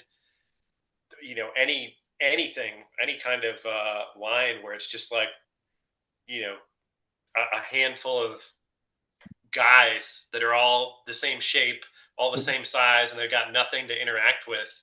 I don't know. That's just not for me. I'm not like Well, to me, someone. that's the difference between that example of your pile of Spider-Man lying there and like what you do with those versus that feeling of picking up the bios figures and starting to put them together, is like you're starting to think about character design and the world building aspect. And so like that's what makes this stuff special. Speaking of 100%. making stuff special, I got a list of questions here about Paleo Lords and what we can expect to see. Oh yeah. Um, for number Relevant. one, will we be getting a vinyl block in Paleo Lords? A vinyl block. You don't, none of these have to be answered right now. You can ruminate on them and you can Okay. come back to it. Number two, when do we get the Thanos head in Paleo Lords? I I don't think that I think getting Faden in Paleo Lords is the craziest thing of all of this. Like, I think that is in many ways a bigger get than Groman, in the sense that like Groman works with a lot of people. Like he's so busy that Right. he has to turn people down. Right. Matt does not give out Faden to a lot of people, right? No. Like like it's been it's had a couple of things here and there over the years, uh, but way less than Jim Groman has worked with people. Um, so to have Faden as like not only in the line like as a mold, but literally like attached to the main character mold. The aeronaut is it occurs to me that like none of the storyline for this is really public yet. Like the first drop is very much like a chapter zero kind of like it'll be folded in a little bit, but it's very much like a before the story really kind of begins. Uh, but the aeronauts, specifically one of them, is like our absolute main character. So the fact that Faden is on there, is just absolutely crazy to me. Thanos is my favorite Onell character. That's why I asked. Yeah, so that would be cool. I I we highly shouldn't be doubt. holding our breath. Yeah, I think getting the one is a miracle in and of itself. And I do have plans to kind of he's not just like on the mold, like he is going to be a character. There is like I have very specific kind of role for him to play going forward in the story. Um, I feel like I haven't talked with Matt a ton about it, but I want to do that in terms of like I don't feel like I can just do anything with him the way that I do with everything else that is like that are my characters. So I want to make sure that he's okay with like Faden having a foot fetish or whatever. Like we got to go over stuff before I just like randomly do it. But I'm very excited to kind of at least have a few releases where it's like he very much takes like a center stage as like the center of certain drops depending on where the story kind of heads. But yeah, love it. And Thanos, we'll see. I really would love he made the synchromites, which are so Yes. so cool. Yeah, He we has, haven't seen those in a while, and I want more of them. I mean, me too. I of course obviously love them. He has like at some stage of development, a little like mini Kraboth, um, Oh man. like it's in artwork in one of the comics, uh, and like I know he was like kicking around the idea of actually making it. Um, I would love that. I would love to see that just because one, it seems awesome, but two, like having a mini Kraboth that's now like paleo sized, and then the regular Kraboth is like bigger than Paleo Lord. So it's like, oh my gosh, like having these like basically super Kraboth and Kraboth but paleo sized seems super cool to me. I don't know. I'd love to see that. I'd also love to see blocks. Getting back to your first question, block Yeah. is my heart and soul. Uh, but I wouldn't necessarily expect actual crossovers like that with Right. Onell, just because generally speaking, Onell crossovers are usually limited to accessory sets and Kravoth. You don't usually see like the larger, like full on figures, characters, whatever. Very, very rarely do you see stuff like that.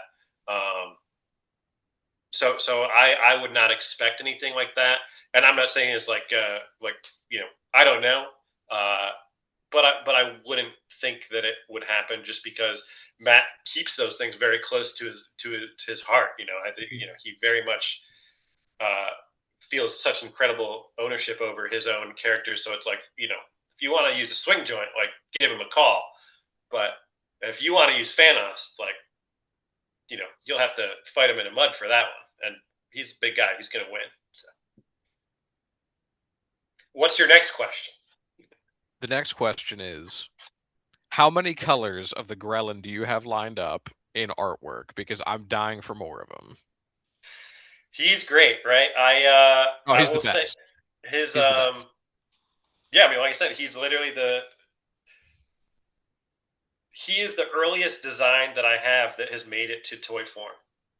Like, that's one of my drawings from 2000, 12, maybe 2011, became him. Um, his standard is Commander Relgar, main character. Um, he's the commander of the Ark ship Peleos, and he's yellow. We will have a yellow one at some point. Um, not not this upcoming drop. I don't have him in the first, like big story driven drop. Gotcha. But he 100% is a priority for me. So yellow with red eyes is certainly one you can expect to see. Um, I don't know. What do you guys think? Like, what do you think personally in terms of I I have this interesting thing where I like to have that figure match the other dinosaur molds because it allows for good building. Um, Right.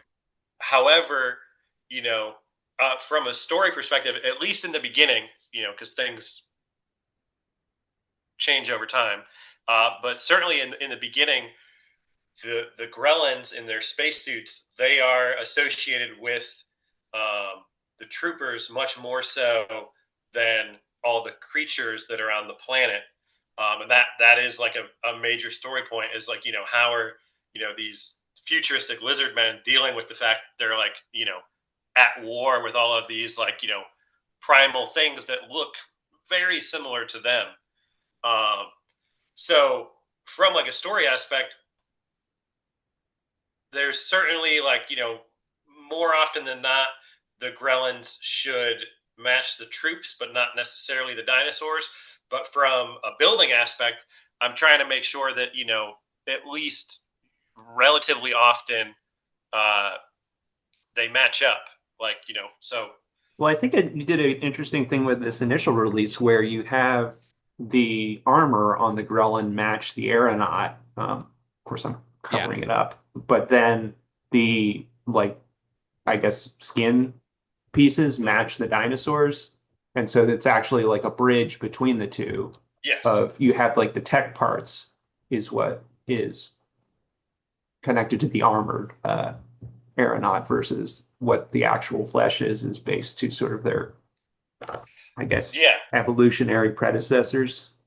and that was very much a goal of this first release is to kind of give people as many options as possible in terms of like if you want to have troops versus dinosaurs you Mhm. can, or if you wanted to take all the dinosaur heads and put them on the troops you could have the more humanoid and like robotic troops versus like a faction of just like more dino based troops. Yeah.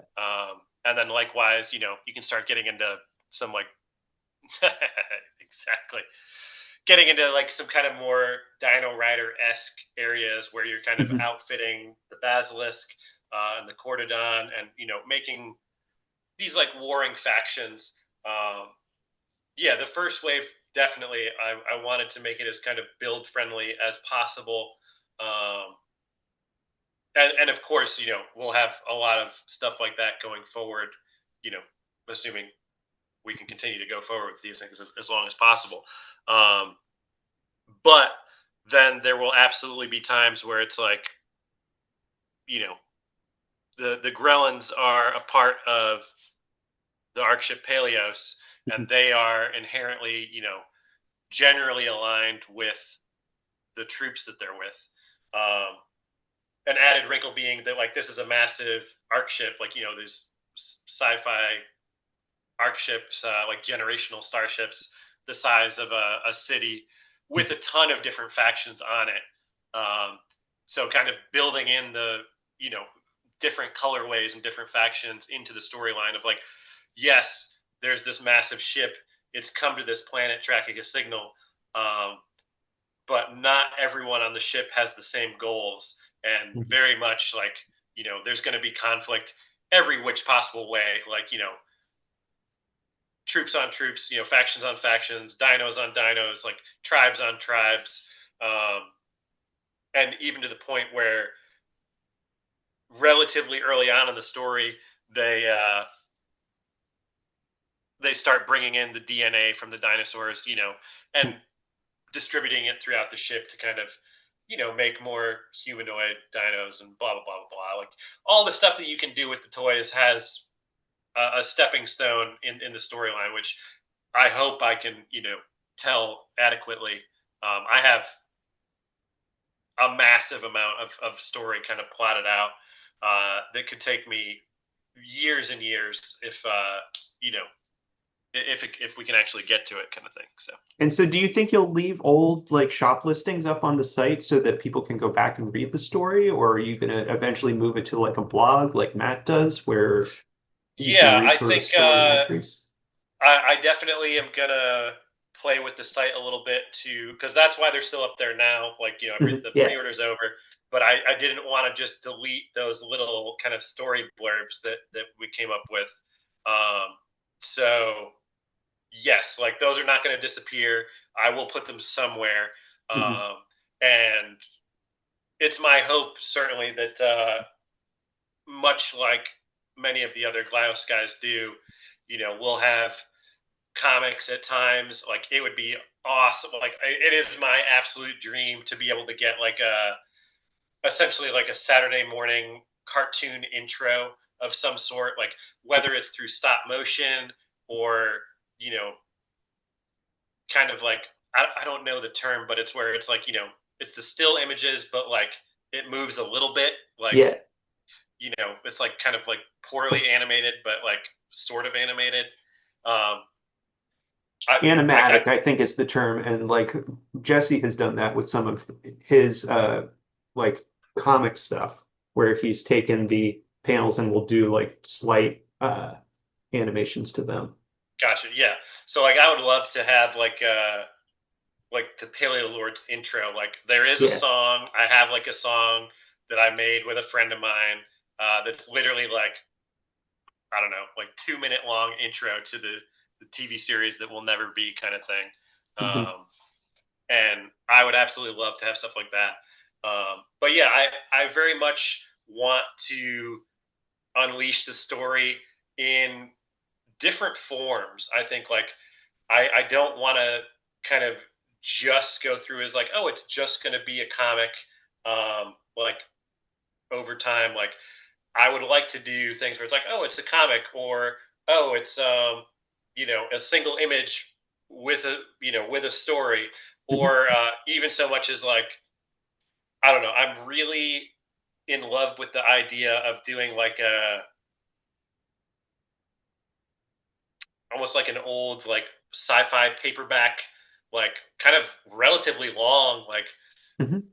not certainly not like hundreds of pages, but if I could get like a 50-page little like book Hell put yeah. together with like almost Oh, like we'd real love that. almost like really pretentious writing. I love the idea of Hmm. like overly wordy Yeah. tale kind of set in the world. So yeah, I want to do stuff like that. I have a lot of ideas for it. It's just a matter of a mix of finding the time to kind of do parts of it myself slash the money to hire people to do it with me. Yeah. Because kind of just like this, like I don't want to put out stuff that I'm not very proud of. Like Hmm. I would rather work with people whose work I admire than just kind of do it just on my own and have it be kind of like not half-assed, because I would put a lot of time into it, but I'm just not really happy with like where I can take some of that stuff. So I'd like But to get also, you get the benefit of whoever you're collaborating with bringing sort of their influences and sensibilities to it. absolutely, which is it's such an interesting process. Like I think I was initially very resistant to stuff like that. Not even just in this, but in other things in my life that I've done that are sort of creative based. It's always, you know, this kind of back and forth of like, oh, like, I get really, really attached to how Mhm. things should be. And once you introduce new people into it, it's just not going to be that anymore.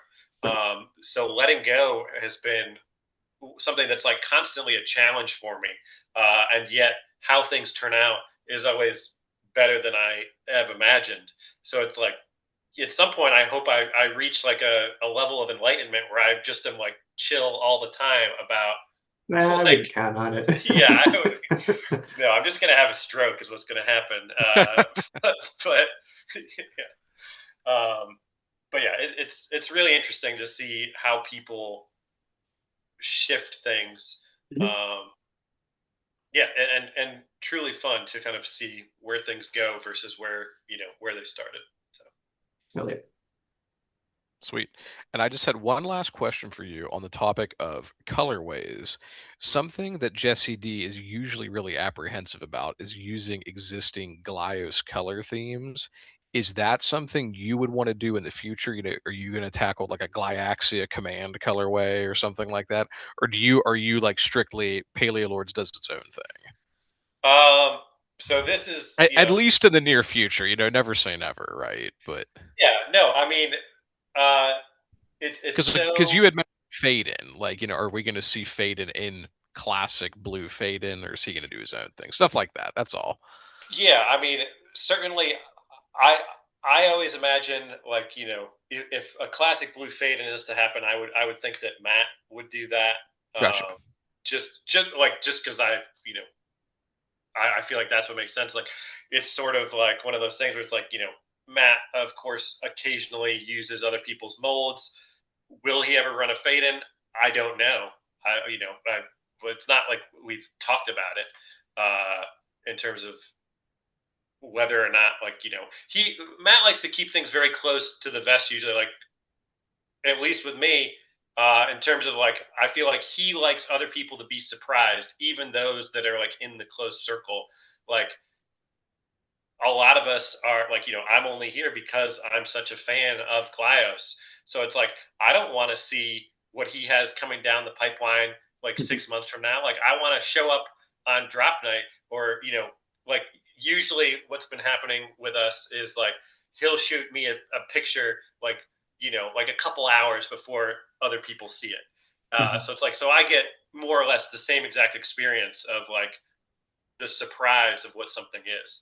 But back to your question, um, I think yes and no. I think that for me personally, what I enjoy about this and like the creative side of it, I like making my own colorways.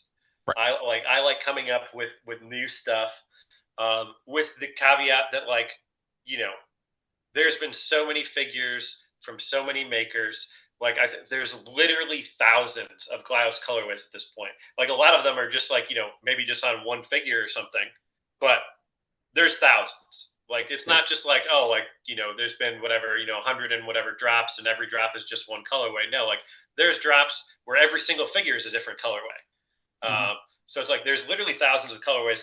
So everything is going to look like something. So it's like I can spend 2 months working on what I think is like, oh, this is like the coolest colorway. Like I'm so excited, and like I'll send it to someone and they'll be like, oh man, it's just like this thing. And I'm like, what the hell? Like I I wasn't thinking of that. I didn't even know that existed. No, this is not supposed to be some football team. Like I I You very just got to much say, I'm happy for you. Yes. And then go on yeah, with knowing that it means something completely different to yourself. And like, exactly. to me, that's the sign of a good colorway, just like in and of itself, is that everybody reads it differently as like an homage to something that they like, but none of it matches up. Um, it's sort of however the person who's viewing it interprets it. Absolutely. And that's it, like kind of almost in the same vein like of when I said like oh like working with people and having it change is something I had to get used to. It's like I feel like I'm having to get used to that where it's like I see people talking about like, oh, this is just like people will come up to me like, oh man, I loved your homage to like this in the sculpt, and I'd be like, the fuck, like what? Right. No, like, but it's like you're absolutely right. Like, yeah, cool. Like I have no idea. I wasn't thinking that. But if it works, it works. Like that's really Right. cool, and I'm glad people are seeing different things in this, especially because like these are not abstract. Hmm. Like I very much I don't want to say I'm worried about, but like worried to some extent about the longevity possibilities of this because it's not like these are very detailed, very specific looking things, um, which is how I want them to be. But like you look at a lot of Glios and it's all these very abstract kind of like bulbous shapes where it's like when you break them down into individual pieces, a lot of them might not have that much detail, and because of that, they can be a million different things. So the fact that people are still looking at this stuff and seeing kind of different things and different influences and different things that it's reminding them of is very positive to me. I think that, like you said, speaks to like it allows people to have their own versions of it, and sort of it becomes their own. Like, sure, I have my ideas of what they are, what they remind me of. I have my own ideas of like what the story is, Right. but I feel like one out of every three drops or so for me are going to be like very story coded, and then like I'm going to have stuff like this first wave that came out where it's like there's a suggestion of story certainly, and it might be folded in certain ways later on, but it's very much just like the colors are cool, you can do whatever you want with it. There's little fragments of story that come through, and you can use that or not use that to kind of do what you want.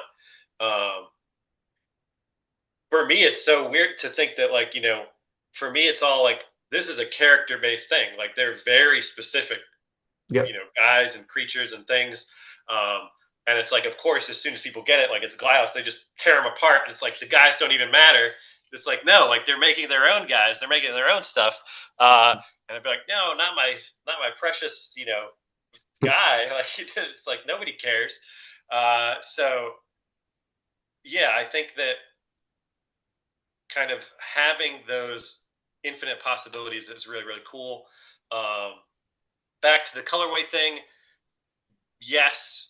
Um, I think, of course, there will be eventually certain specific colorways that I do want to do,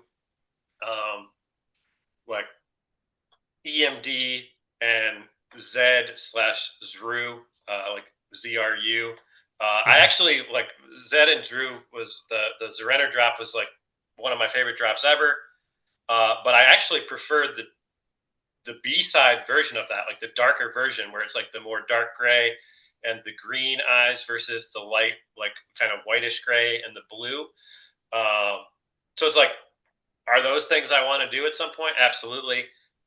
Will they be anytime in the immediate future? No. Um, I think right now it's definitely a mix of like I want to get some story colorways out and also balance it with like it is Glios. We want to have certain things that kind of cross over so people can build.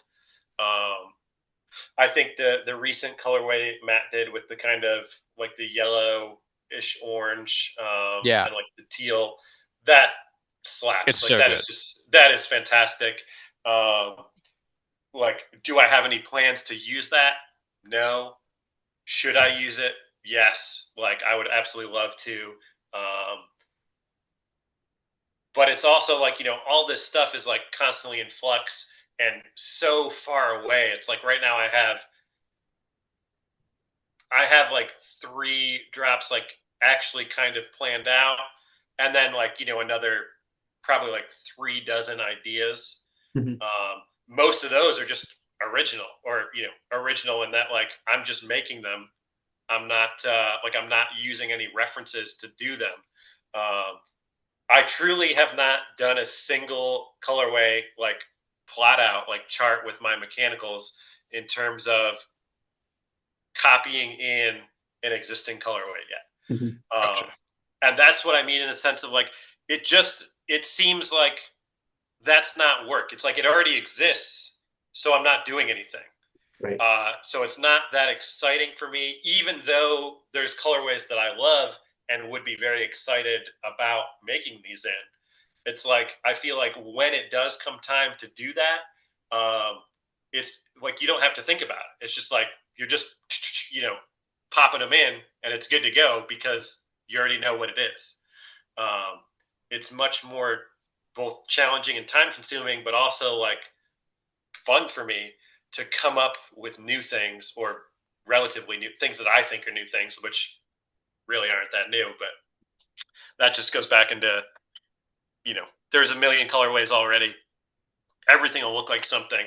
Um, but yeah, I don't know. I don't know if that answers the question, but Oh, absolutely. I tried. Well, and if anyone tries to come up to you and give you suggestions for colorways, you can just pull a mat on them and say, you do it yourself. Glyos has a proud tradition of custom one-off paint colorways. So Yeah, no, go. and certainly like I've seen people already, like, I've seen a couple people paint customs. I talk with people all the time that shoot me over like ideas. And it's like, some of them are legitimately very close to stuff I've already got, like in my computer, like in my files. I will say there's one thing that someone sent me that was just awesome, and I hadn't already done it, and I'm gonna do it, like full stop. Sick. Hell yeah. Yeah, like Sick. there's one like at least one figure, like I'm just gonna, and I'll send them a few of them, and be like, shout out to this person for giving me this thing because it's awesome. Yeah. Um, but yeah, largely it's very much just me kind of screwing around, and like I'll go through so many different iterations of something. Like, let me pull up right now. Let me just like count this. See if I can. Yeah, so I've got. Oh my god.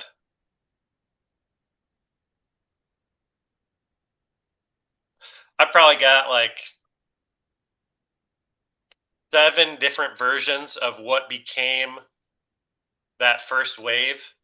Mhm. Um, and that was very, very specific in terms of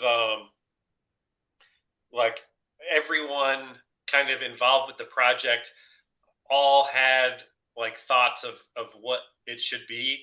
And it was very much trying to tick a lot of boxes for everyone. Like, make sure you have a color that does build with something in Glyos, which is like, that was not something that I originally would have thought. Like, I was just like, no, I just want to, make whatever the hell I want. Like, who cares about, whether or not it builds? But it's like, no, like, this is a Glyos compatible line. Like, you'd be crazy to come out with something that has, all of these new parts and then not have any compatibility. So that's where it's like, okay, like, yeah, the the colorway itself is kind of new, but the green is that Rothen green that goes with with everything. Um, so so yeah, Awesome. yeah. Brett, you got any more questions lined up No, I from your no more side? questions. Dan, I want to thank you for coming and hang out with us tonight and chop it up and give us the entire lore of Paleo Lords from A to Z. I mean, this is quite the deep dive, and we're really thankful to have you with us tonight. Yeah.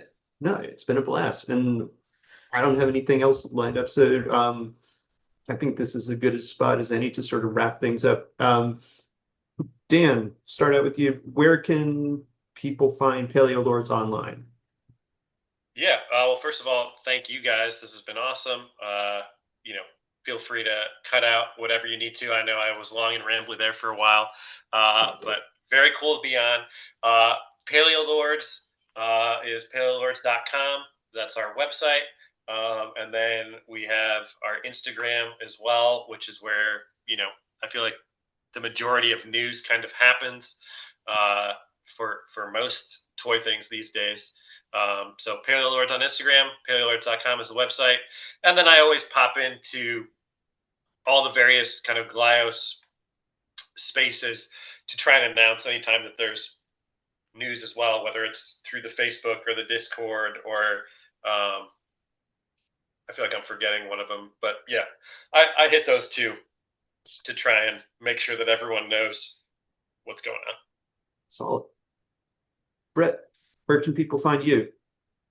You can find us at Goblin Toy Forge. Thanks to everybody that turned out for Cursed Armor Wave 1. If you don't already have it, the final few are shipping tomorrow and later into this week, so everyone should have them in hand hopefully early next week. You can find us at goblintoyforge.com. Find me on Instagram at Goblin Toy Forge and at Aegis Station. And Gordon, where can people find you? You can find me here on YouTube with DIY ToyCast and over on Instagram at Vladimir the Vladimir. Till next time, thanks for watching. And Dan, thanks for joining us. Bye. Absolutely. Thank you, guys.